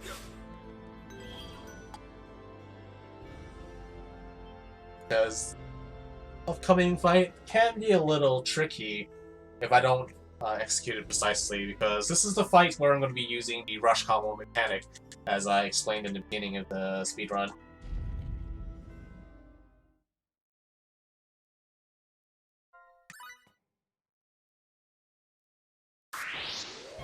So let's do that. We fight Tamio, but first we have to go through his minions. So let's switch in Miria here. And what we want to do is build up Bacchus's rush gauge in the beginning. So we have the hammer stake bonus, which is good.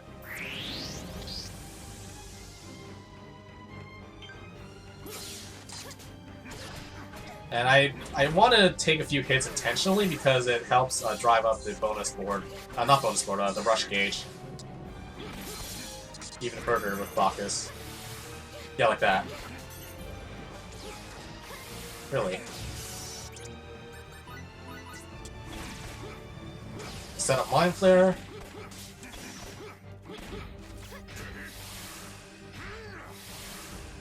And we're good to go for the next phase, where Tamio is. We have our rush mode, rush gauge set up. And here we go. Galvanic Shock. We removed skills from FaZe and Raimi because we don't want them to participate in this rush combo between Miria and Bacchus here. And this is pretty much how we defeat Tamio, is through rush combos. He goes down in one rush combo very, very easily.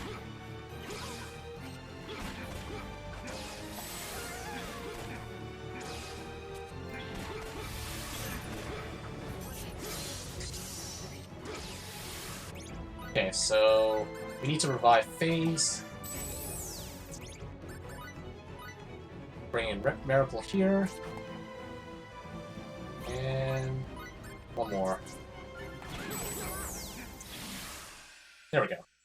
Pretty good fight. Maybe now I can be of Useful experience indeed. getting stronger all the time. So I'm plus 5 minutes on my Earth splits, which is not bad at all. It's comparable to a Galaxy pace run. If I were to do a PB attempt.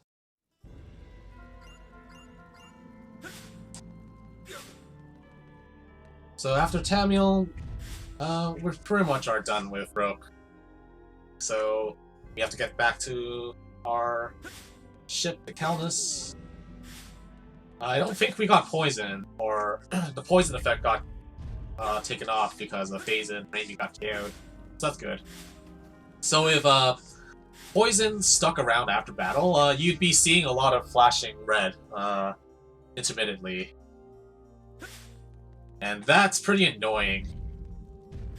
And serves as a warning to those who are affected by it. Flashing things. The flashing red screen is not fun to deal with.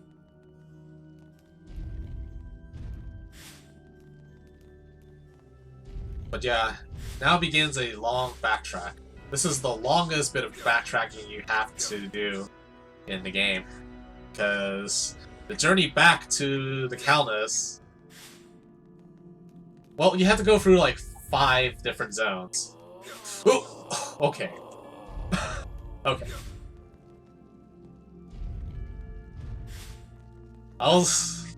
That was weird, where that Sidonase, the cultist, was.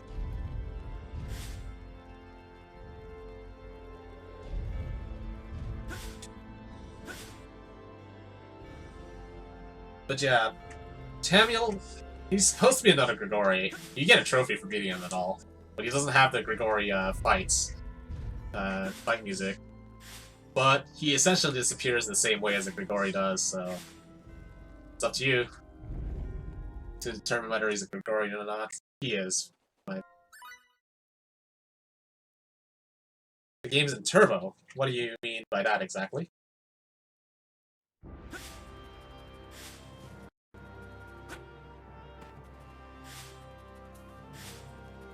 Because I am not using a turbo controller for this game.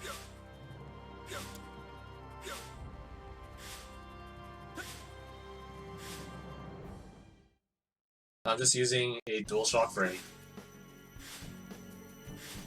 I've charged up, by the way, so I don't have to deal with issues with connecting controller if I unplug it or charge it.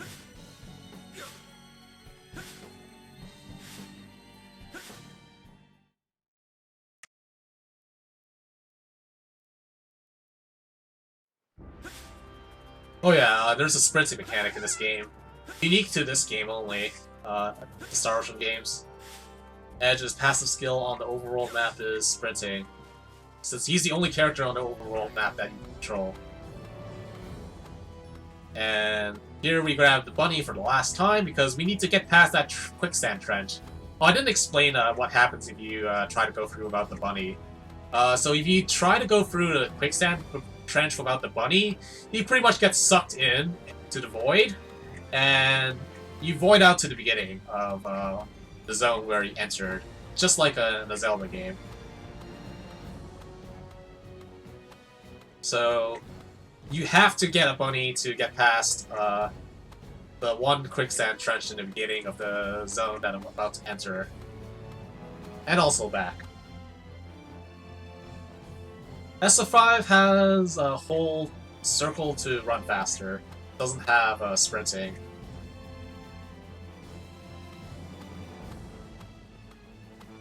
Although you can call it a sprint, but it's not the same kind of sprint as Edge has. Alright, we say goodbye to Bunny for the last time, because riding the Bunny towards the rest of the journey is significantly slower than just sprinting our way back.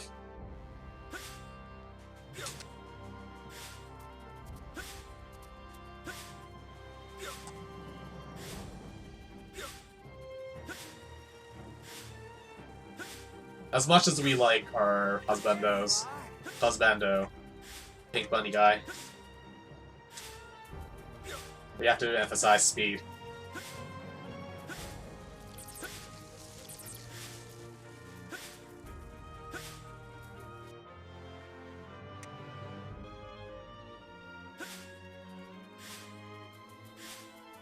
But yeah, you get to listen to a near full loop of past days.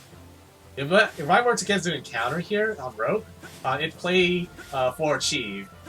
A really good remix of it, too. I'd recommend that you guys check it out, the Star Ocean 1 remixes in the soundtrack. I think they're really good.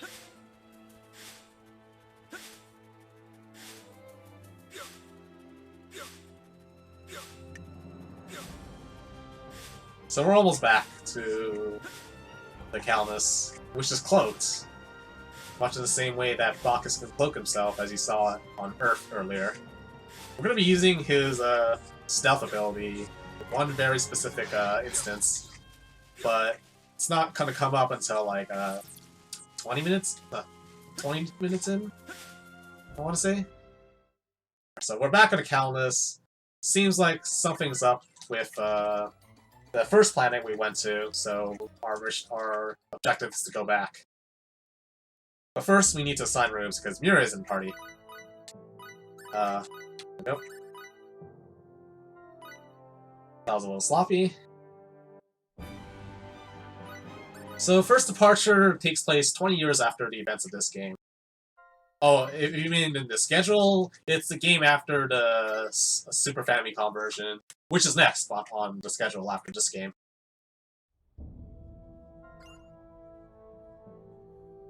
So we get Sarah, because she is a stowaway.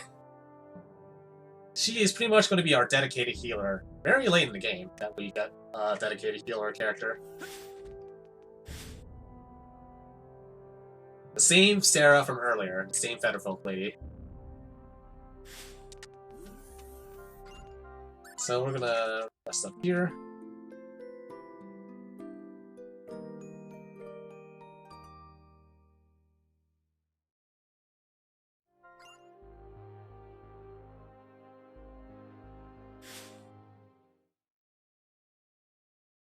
It's 20 years because we have some of the parents of the Star Wars One characters in this game. Like Elias Warren is in this game because he sees his dad. Oh, we got this cutscene. So we're gonna get the good cutscene because the cutscene loaded correctly.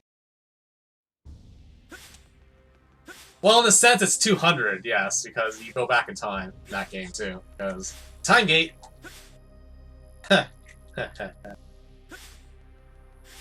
But yeah, I forgot you go through the time gate in SO1. In this game, there's no such thing as a time gate because we haven't discovered it yet. Naturally.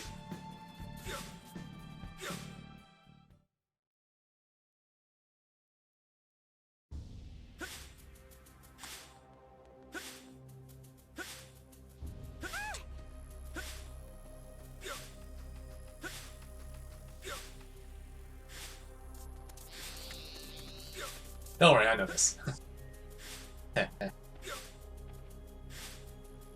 No, that's not how the math works.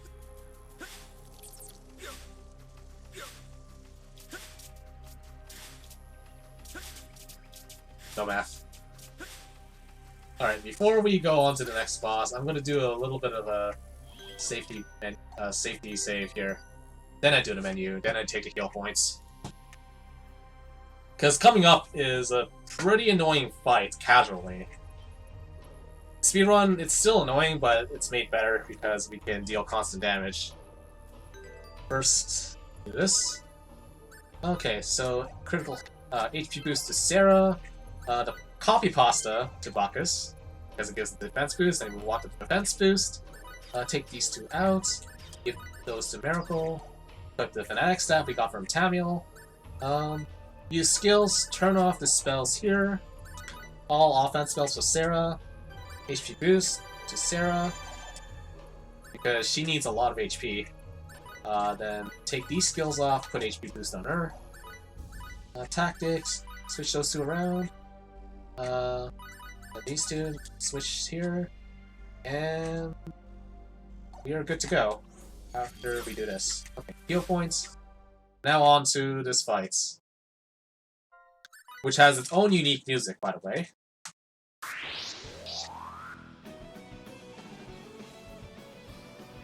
The Phantoms. So, first we situate Sarah in the corner,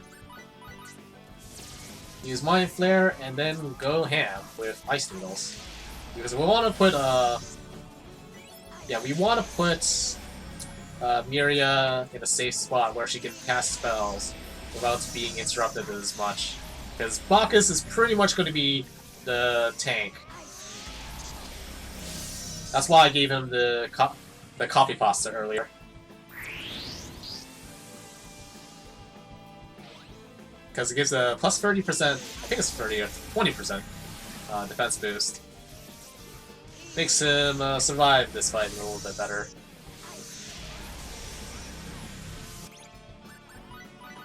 So the main strategy is pretty much going to be Miria using Ice Needles to deal constant damage to this guy, because magic damage does not depend on the enemy's defense at all. So it's just int times multiplier times free, I think. That's the damage formula.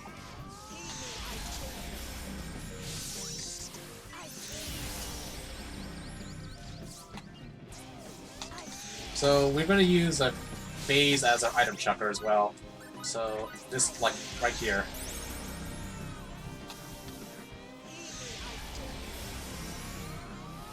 There we go.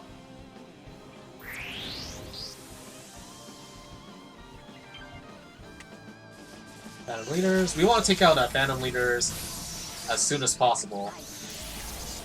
Because they're the most dangerous enemy.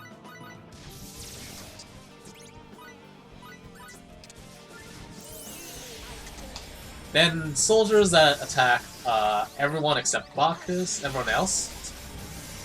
Then everyone else after that. That's the order priority I have on who I target.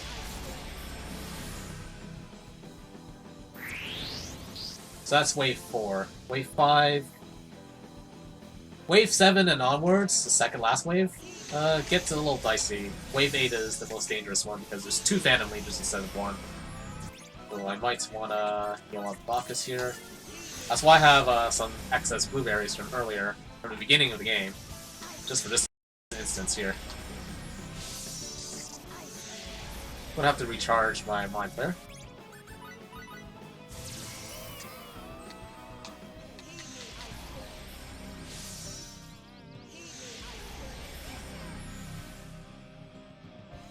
Yeah, Bacchus can get stunned here sometimes, which is kind of annoying. Like, you might think of it as a mistake to not give him an anti-stun amulet, but for this instance, I want the soldiers to stay in place. And if Bacchus is stuck in the same place, then it's better for him to be stuck there, stun or not. So I give the Riot Potions once I'm out of Blackberries. The Temeria here. So this is wave 6, this is just purely Phantom Soldiers. Positioning edge, not edge, phased a little better here. So this is wave 7, 5 enemies. 4 of them being soldiers and 1 of them being soldier. Oh yeah, leader. So I'm gonna play a little safe here. Oh, they're going after Sarah, that's kind of annoying. So, usually 1 or 2 casts of Ice Needles is enough. For Galaxy it's 2, but on Earth it seems to be 1 cast is enough to take care of these guys. So next wave is going to be a very dangerous wave. Because there's... and it's the last wave.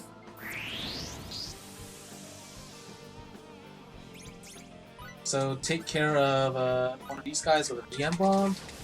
Take care of the next guy with a...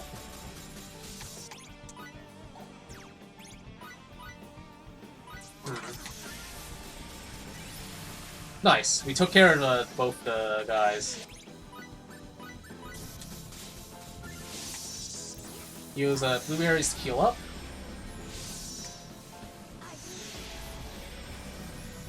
And we're almost through.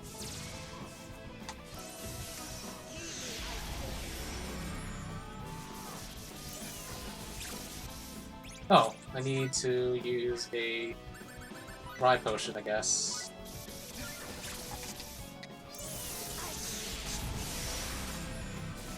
Then switch to Raimi, because...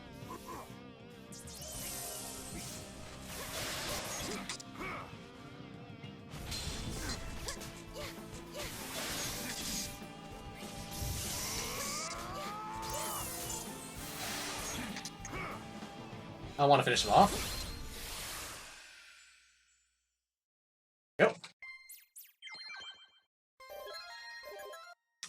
We switched Raimi here because you want her to have the EXP, because he has so much EXP from this fight. It's insane.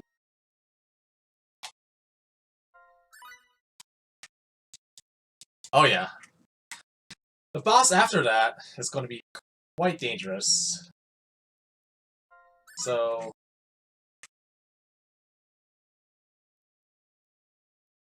definitely going to take a safety save, for sure. Although, on Earth mode, that boss isn't as bad, but it's still pretty bad enough.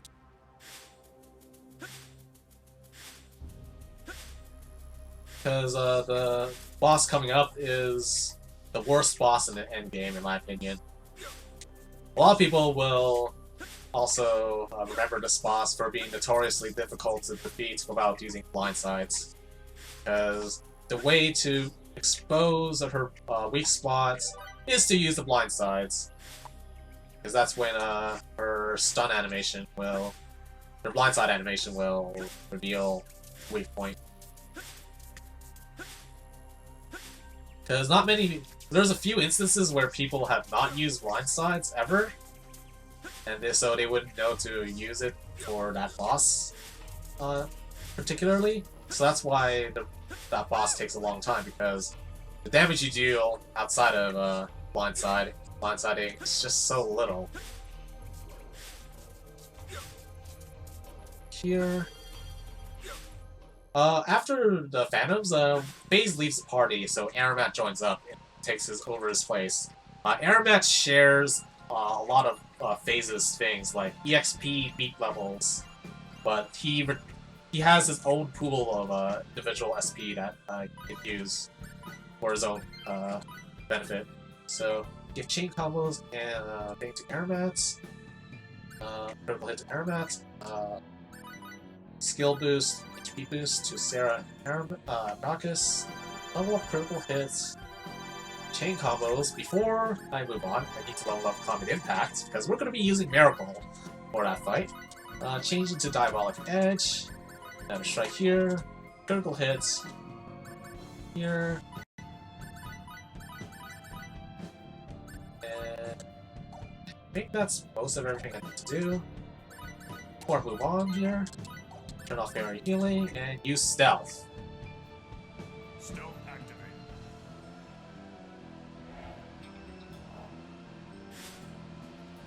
We use Stealth for this particular area, because if you don't use Stealth, this spider here, I got the 5%. Alright? I got the 5% chance of the guy ramming into me anyways. Okay, never mind. So, what's normally supposed to happen is that spider doesn't ram into you. But unfortunately, I got unlucky there. And that's a 5% chance of happening.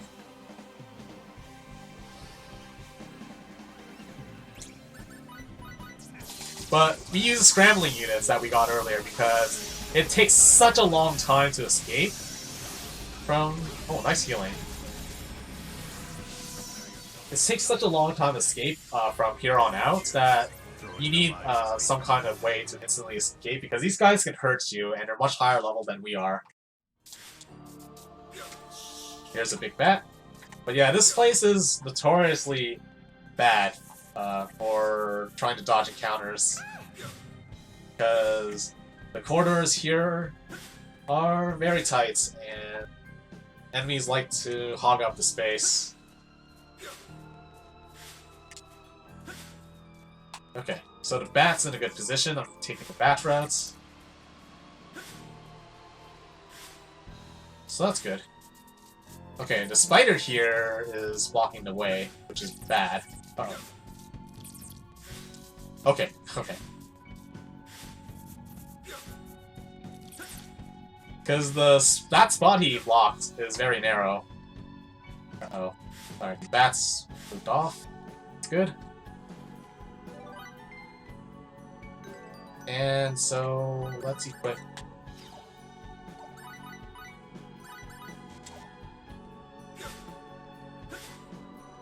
So we got the Hurricane Claws, which is Wind Elemental, and Miracle's weapon upgrade here.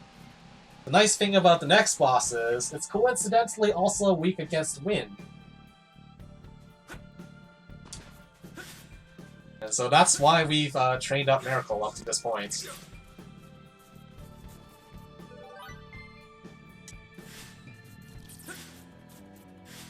So we get the glow sticks, which cure the fog status that I mentioned earlier. We dodge this guy, which is good. I'm gonna take a safety save here, because this boss can be quite a doozy.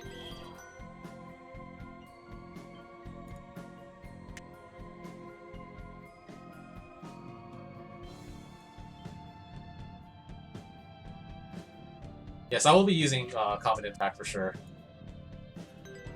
But before I do that, let's power up these two, Miracle and Aramat. Because those will be our main damage dealers for the upcoming boss. Miracle's blind side is... She has a lot of invulnerability frames, yes. That's why her blind side is so good. So this is Armor's Manifest. One of the worst bosses in the endgame.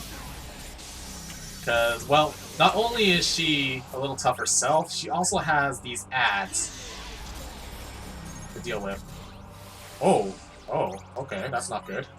Okay, so...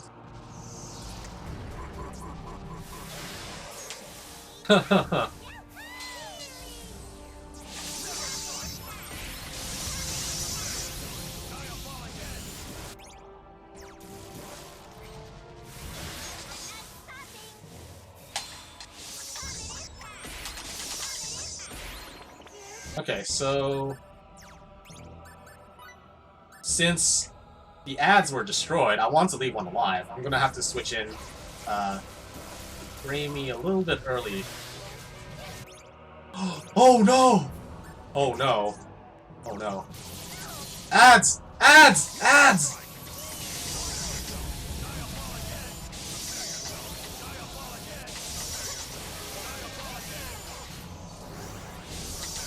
Alright.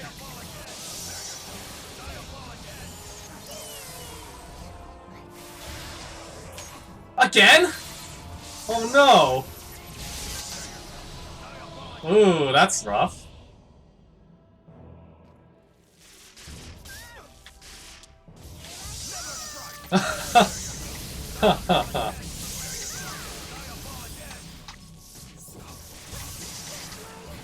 Yeah, they're still pretty bad. Can I revive?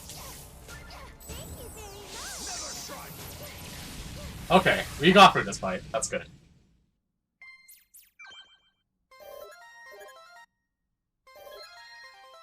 Oh, we got Termination. That's good. Got Enhance. Okay. So that was Armor's Manifest. She summoned more ads, which was pretty unfortunate, but we took care of them, thankfully, without much issue. This is why you leave one of the ads alive. Her chances of laying eggs is lower, but it's not non-zero. Because she can still lay eggs, even if she has one ad alive. But I'd rather take a high % chance of it not happening than like no chance. And then 100% chance of it happening, something like that. Yeah.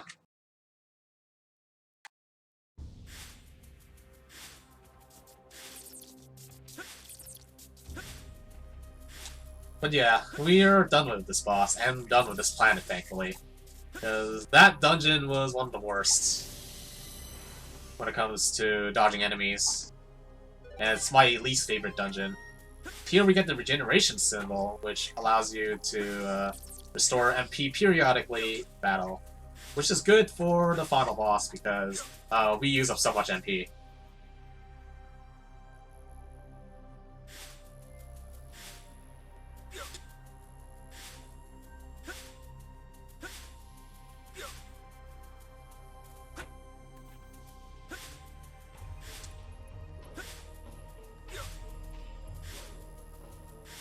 And so we're pretty much on the home stretch from this point on.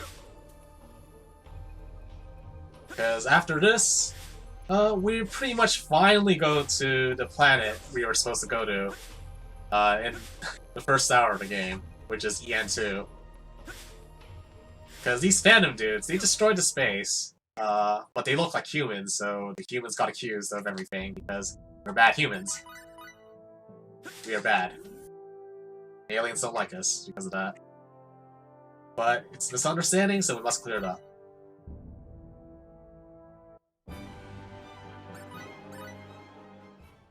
So now we're on our way to EN2.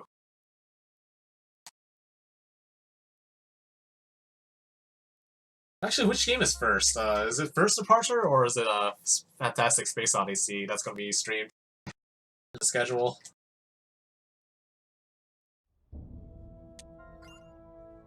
So yeah, we assigned Aeromats to Room of Edge. So the funny thing about that is that you can get Aeromats ending this way. Just Room of Edge and don't do anything else. Ah, this First Departure, I see.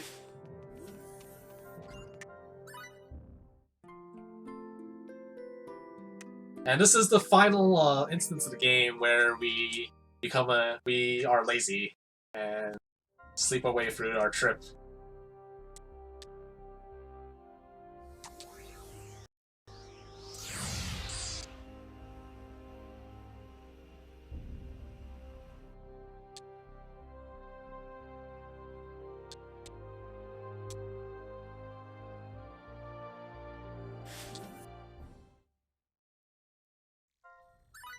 So, SRF, the organization that Edge and Rainbow were part of, they got disbanded because they don't want to be associated with a bunch of terrorists, which is what they've been branded as, so they dismissed the unit. And so, Earth guys, Stephen D. Kenny, the same Kenny as Claude C. Kenny and Emerson T. Kenny, they went after us, but since on a technical loophole, the SRF no longer exists, they have no reason to go after us, so that they let us go.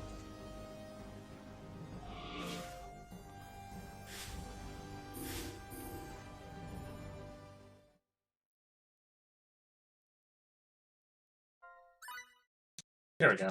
And here we talk to the brains of PN2. Codename X. Lots of dialogue action.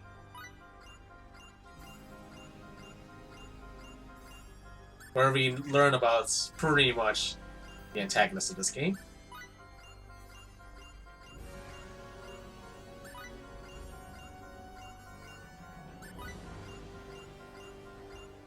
So these weak point bosses we've been fighting, they're known as the Grigori. They're these lifeless beings hell-bent on destroying the universe or something like that. And the Phantoms are a part of them.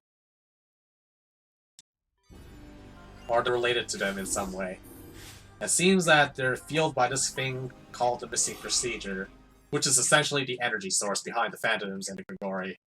And its source is on this planet called Nox Obscurus, and they've identified one life form on it, and we have to eradicate it.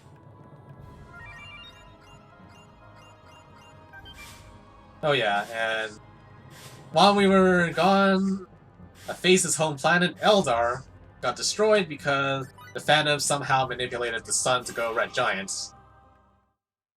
And so its envelope swallowed Endar.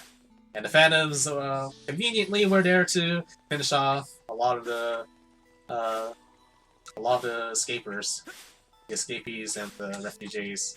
Only a handful of them have survived. That's what happened during our Aos adventures.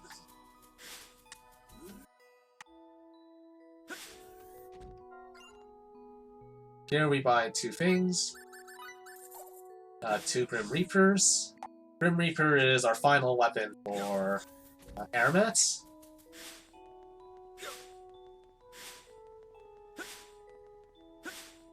And another thing we'll buy is at the next shop here.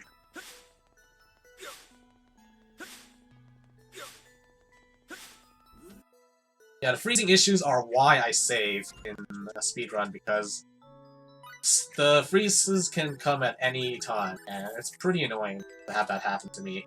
So here I'm going to do the menu now. Convert, give into Aramat, converts HP into MP. Equip items, take these out. Give the accessories to Aramats, equip the Grim Reaper. Skill boost, HP boost. Enhanced to full. Berserk to full. Chain combos, Raimi, Sonic form to max, Berserk as much as I can, Rage here, big. Since we learned Termination, let's equip that. And for this instance, in Galaxy mode, I would change it to Unholy Maelstrom for everything, but since this is Earth mode, I will leave it on Diabolic Edge. Sonic form here.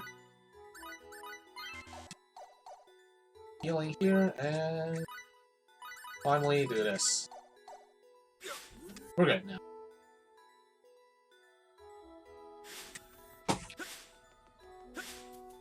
So that's the menu to prepare us for the next boss.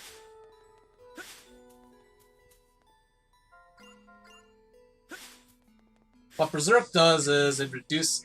It's essentially the same as in Integrity and Faithlessness that you caught the run earlier. It reduces your defense by the same amount of percentage that you boost your attack by. So, for instance, I think that's what it is. So for this game, you boost your attack by 100%, essentially doubling it. So here, we had to undertake this quest in order to get through the vine wall. And in order to get past it, we have to find our last disintegration ring in the game, the wind ring.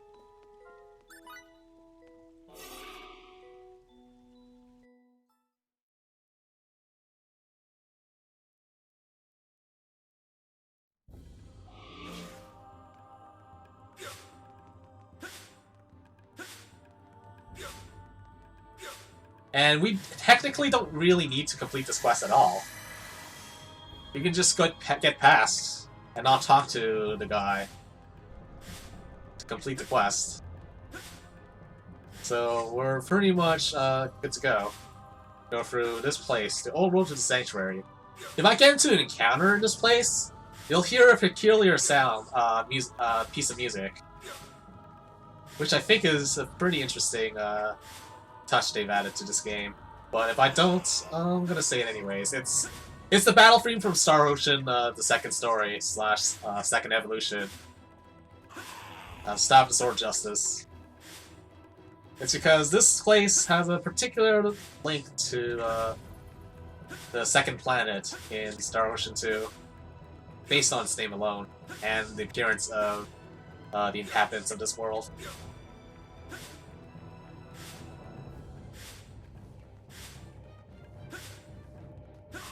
Oh.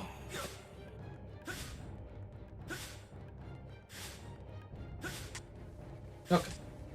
Alright. The camera's a little weird. Got past those guys.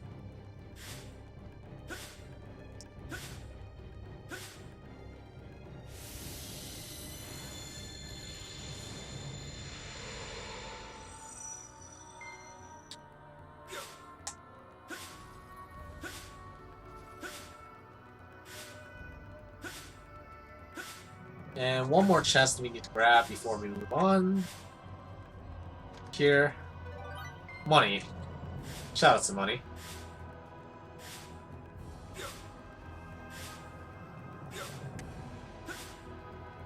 Now... we could have gone through another path, but we needed the Earth Ring. It's a little bit short. Like, I timed, like, going through this place with the Earth Ring, which is another element of disintegration ring you get on Earth, or here, if you missed it. But after timing everything from getting the chest to charging the ring and everything, it doesn't save any time. It's like, there's like no time difference at all to the route I just took.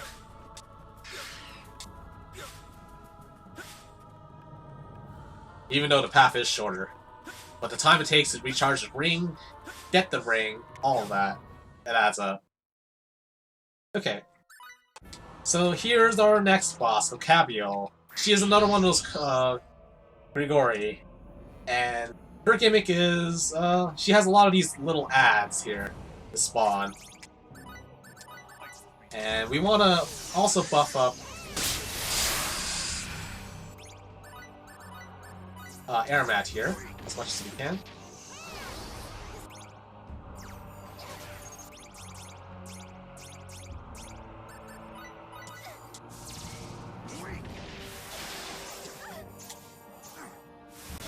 Okay, let's see if I can... Oh, I'm dead. Oh, that sucks.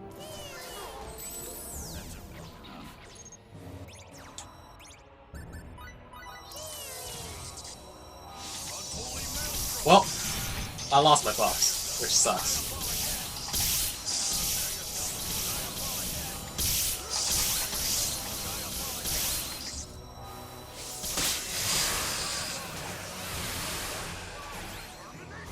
That sucks.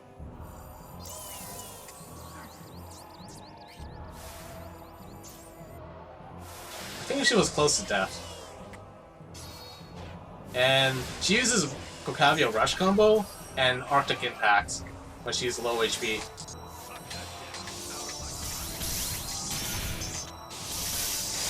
There we go. That's Kokavio. Her weak point is when she goes to regenerate her ads. That's when you deal all the damage to her. And she's weak to darkness, so that's why we have the Grim Reaper, which is Dark Elemental, equipped on.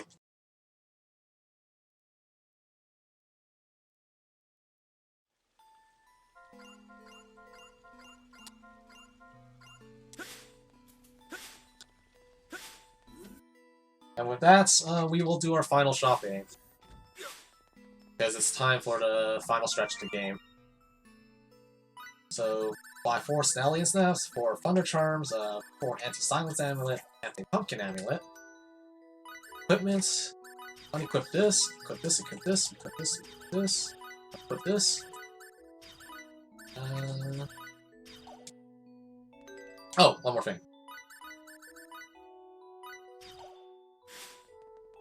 Unequip the Grim Reaper. And then sell these things. Sell all of the red herbs. We don't have them anymore. I don't want Alchemaries. Sell these things. I'll sell the anti-stun amulet that we relied on for so long. Sell these things. And sell these two. Saints Bow here. And we're pretty much good for the rest of the game.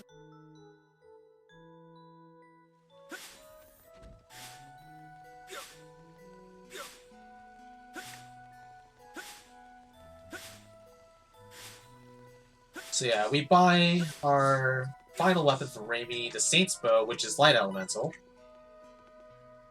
Because the final few bosses are weak to light.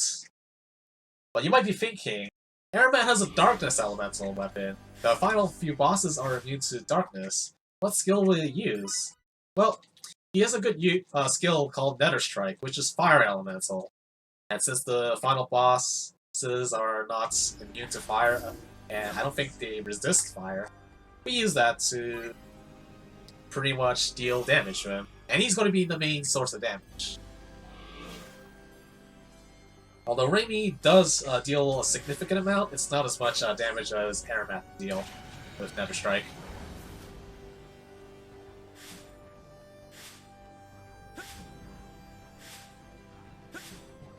But before we go on with the final stretch of the game, we're going to be doing some item creation.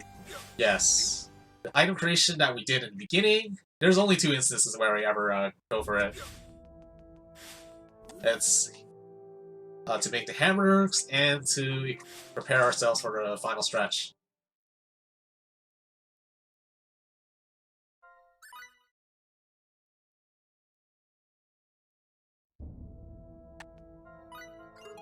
Alright. So with Sarah, we have access to Synthesis, which is pretty good. Let's synthesize the Saints Bow first. We want to synthesize this Combat Stun Bomb because it has a chance to stun. And I also want to synthesize an EM Bomb because it deals more HP damage with physical attacks. Normal physical attacks, that is. So why not? So with the Grim Reaper, I'll have an extra hammer, interesting. Think you can handle that all by your lonesome? Yes, complete. Since the attack seeds that we got in the very beginning of the game, and the attack bracelet we got at Cardionon. Not too hard, huh? The deed is done. Okay, so I'm just gonna do this. The hammer. Is it this, I guess? Light him up. The deed is done. Use it in fate. Okay. I better not see any. Oh, I should have used it on the thing. Oh, well, whatever. It doesn't matter. So, that RNG extra hammer kind of doesn't help now. But, oh well. I should have used it on this. Think you can handle that all by your lonesome? The deed is done. Use it in fate. Wow, that is crazy left field. Pretty Okay. cool, don't you think? So, now that we have our weapons made, let's get our armor decked out. There we go. Anti-silence on Sarah's better broke. Yes, completion. SRF Protector, Rabies. She will grab the MP restoration item, the regeneration symbol. Because we have two ways of restoring MP now with our characters. Well, with Raimi's MP, it's going to be covered by the regeneration symbol. And with Aramat, he's covered with Excellent progress. Convert. And Bacchus, he's going to get the last Riot Potion that we used, because we got free earlier. I wonder if I'd be any good at this. Excellent Two more things we need to synthesize. That's the health seeds. And then we're done with item creation okay? for the rest of the game. Pretty good, don't you think? So we bought the Thunder Charms earlier because the final two bosses can cast Thunder Symbology. And being able to absorb it pretty much essentially gives us free damage because the bosses are gonna be stuck there, free for us to wail on.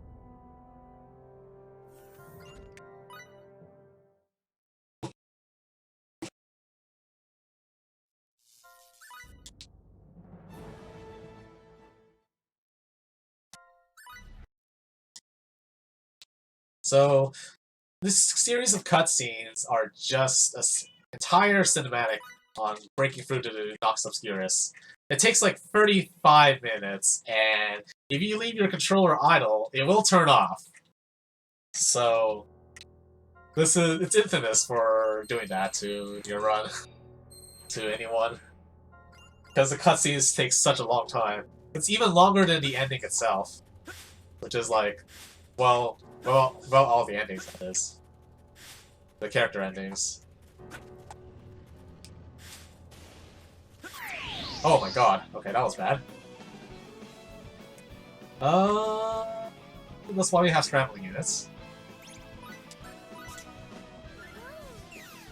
Because, yeah, these guys are Phantoms. Beefed up Phantoms from before.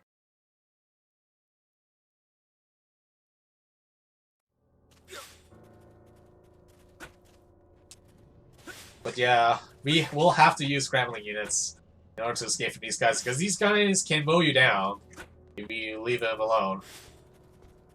Uh-oh. Okay, that guy is there. And what I should do, I think, is grab this chest. Because it's better.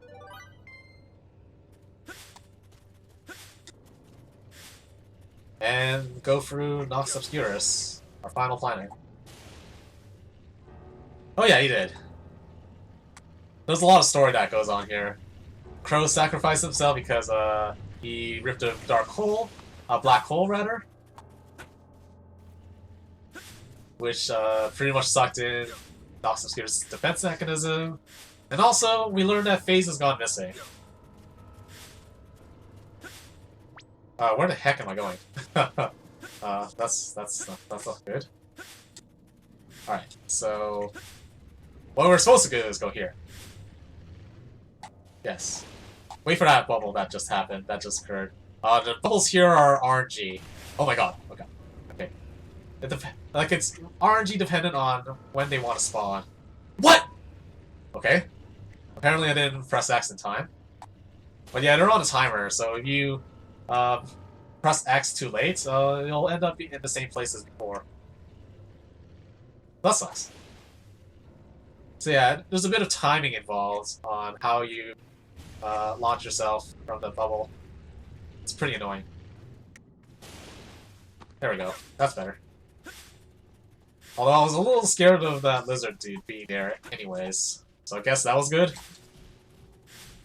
I think I would have gone into an encounter with him.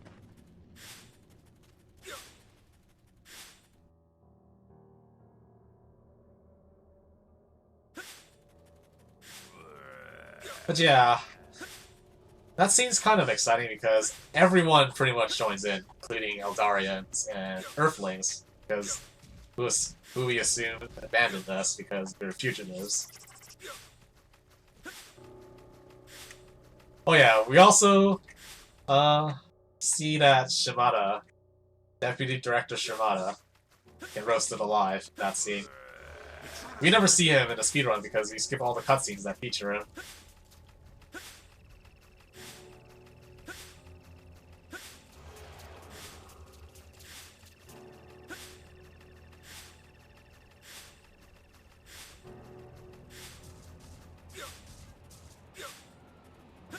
Alright, so... yeah, the gimmick of those, circular things is that, you can't use skills, if I remember correctly, if you get into encounter within them. You can destroy them with, I think it's the Earth Ring, or Thunder Ring, I forget which, but... since we don't have to worry about it as much because we just charge through, we just go straight ahead. And it turns out, when Crow sacrificed himself, a piece of ship, it got stuck there, and because of that, we got access to the final dungeon that we're about to enter right now.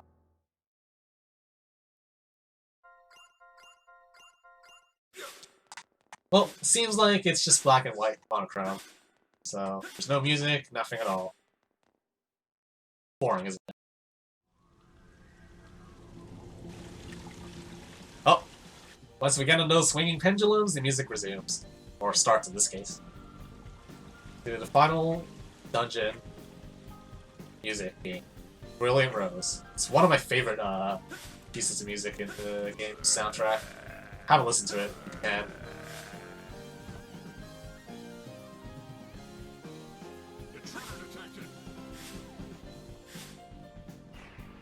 Yeah. Unfortunately, in the speedrun, we won't be hearing a full loop of it.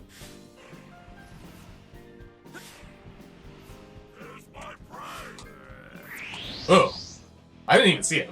It was hard to see. So hard to see. But yeah, chaotic leaders there, they're the worst things when it comes to getting encounter with. Because they move fast, and they're hard to see with this background.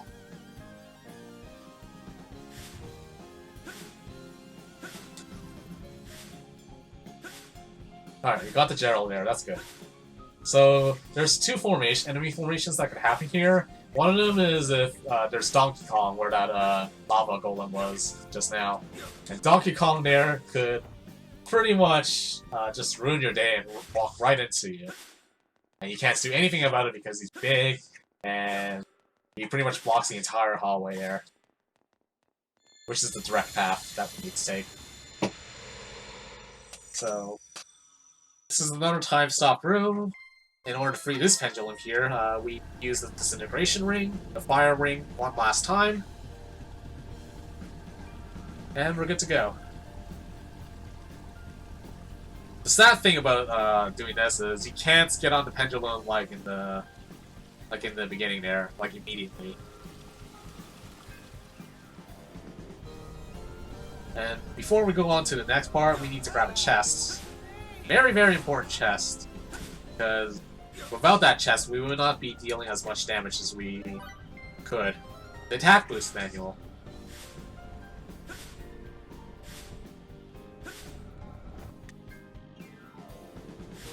And we'll be chucking that to Aramat because he's our main source of damage for the final stretch of the game.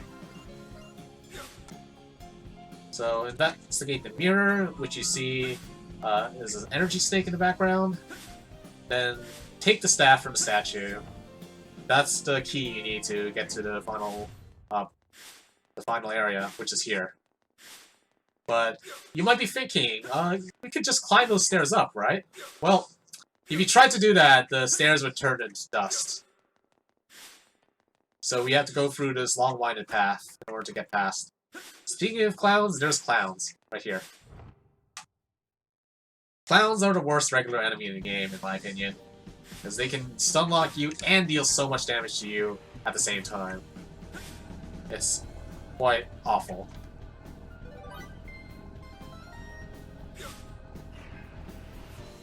And here's our last weapon in the game, the chest in the game, the Vulcan Discharger. Let's equip everything here. Use the attack boost manual on Aramat. skill boost. Actually, before we do that, let's turn off Blast Hurricane, because Blast Hurricane is an offense skill that we don't want. Let's Restoration to full as much as possible. HP boost. Berserk Rage. Attack boost to level 7. Party has to be progressed. Then Nether Strike. Battle config. Actually, no. X healing, I guess.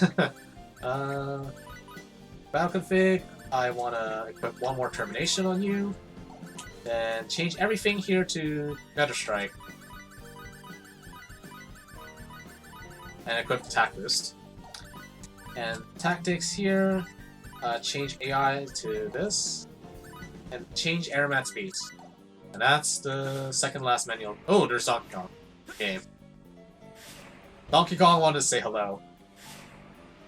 Just weave in between those two chaotic cells casually. And there we go.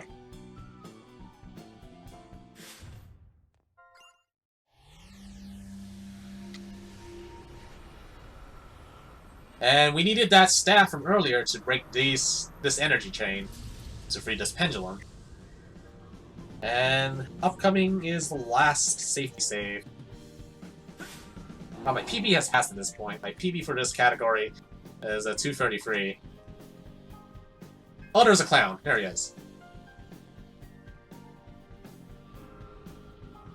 And my Galaxy PB is a 237. And getting us up free time in a marathon style run is pretty good. But for this game, since I'm doing like mostly all-in strats, I'd be happy with a 245. Which we're well on pace on.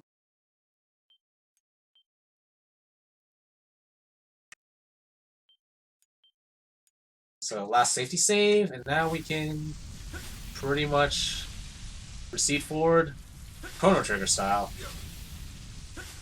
to the final boss. There we go. Here we go.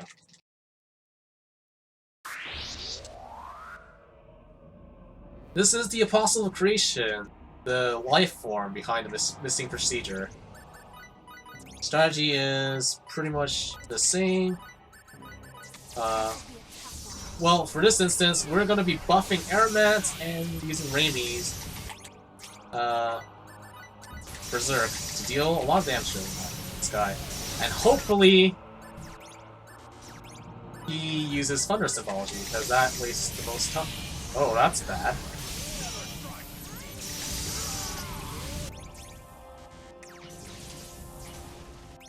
I'm gonna restore Sarah here, but it's a little bit of bad luck that he's doing this to me.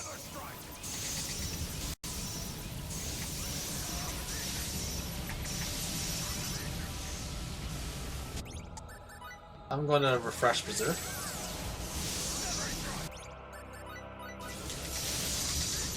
A little rough start in the beginning, but we should get him soon.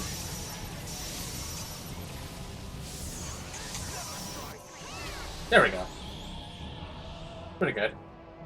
Although Sarah might learn Sacred Pain, which is bad. Because Sacred Pain is a little annoying. Oh yeah, she learned Sacred Pain alright. That's fine. Okay, so here we go. So it turns out this Apostle of Creation was actually FaZe, who went missing earlier. So take that as a go. So let's healing, HP boost to max, finish off with Rage, power up this, level this up, Termination for full. And set later. So yeah, this place is a little mazy, but there's a specific path. There's no map at all for this place, by the way. This path prevents any kind of extra encounters that you face with the refights. You can refight all the Grigori that we fought earlier, with the exception of Tamiel, because he doesn't have that music. But yeah, FaZe pretty much become the biggest Grigori in the world, and now we fight him. Satanael.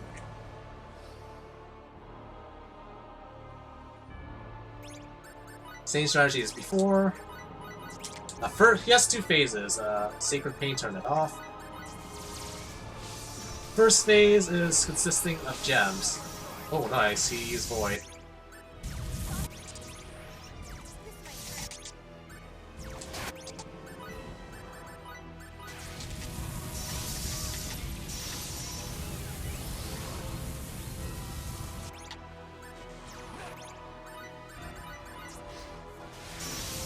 Nice. So, we want him to use his gems because the bottom gem takes damage of all the gems that he uses. And once we defeat all the gems, he will turn into phase 2, where we can actually damage him.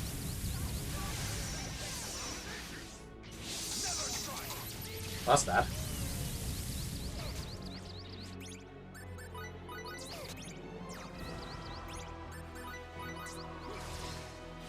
And that's the last gem. Okay. It's good.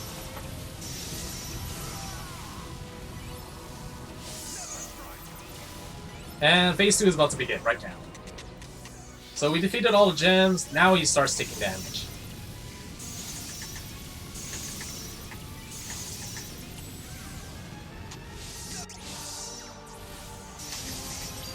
Oh boy, that's bad. And with Void, I have to use Void recovery units.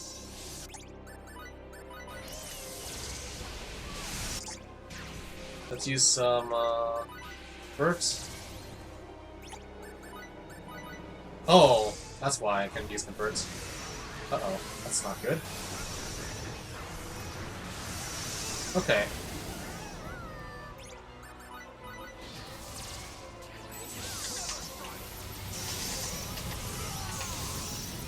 I might die from that, actually. Oh.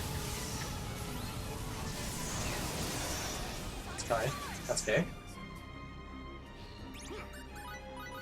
I want... Oh, that's not good. Apparently I got hit with that. So yeah, you want to do as much damage as possible. So, with that, you must use Determination, use Sonic Form, and physical attacks with Raimi because that can have a chance to stun. And that to strike your way to victory. This guy's a pretty long fight. So, time comes up when death animation starts. So I'll let you know when that happens.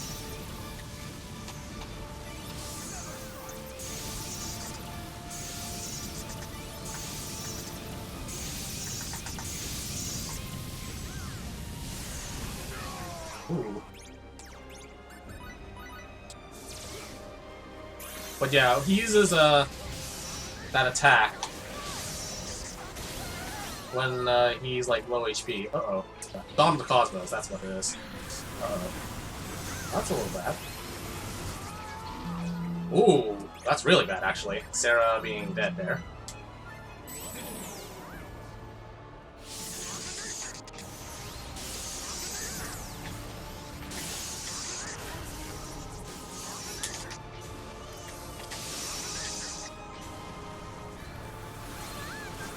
Sarah, what's happening?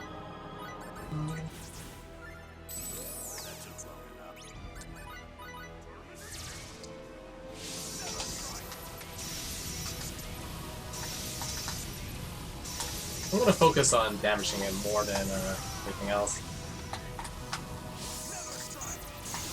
Because he takes a lot of...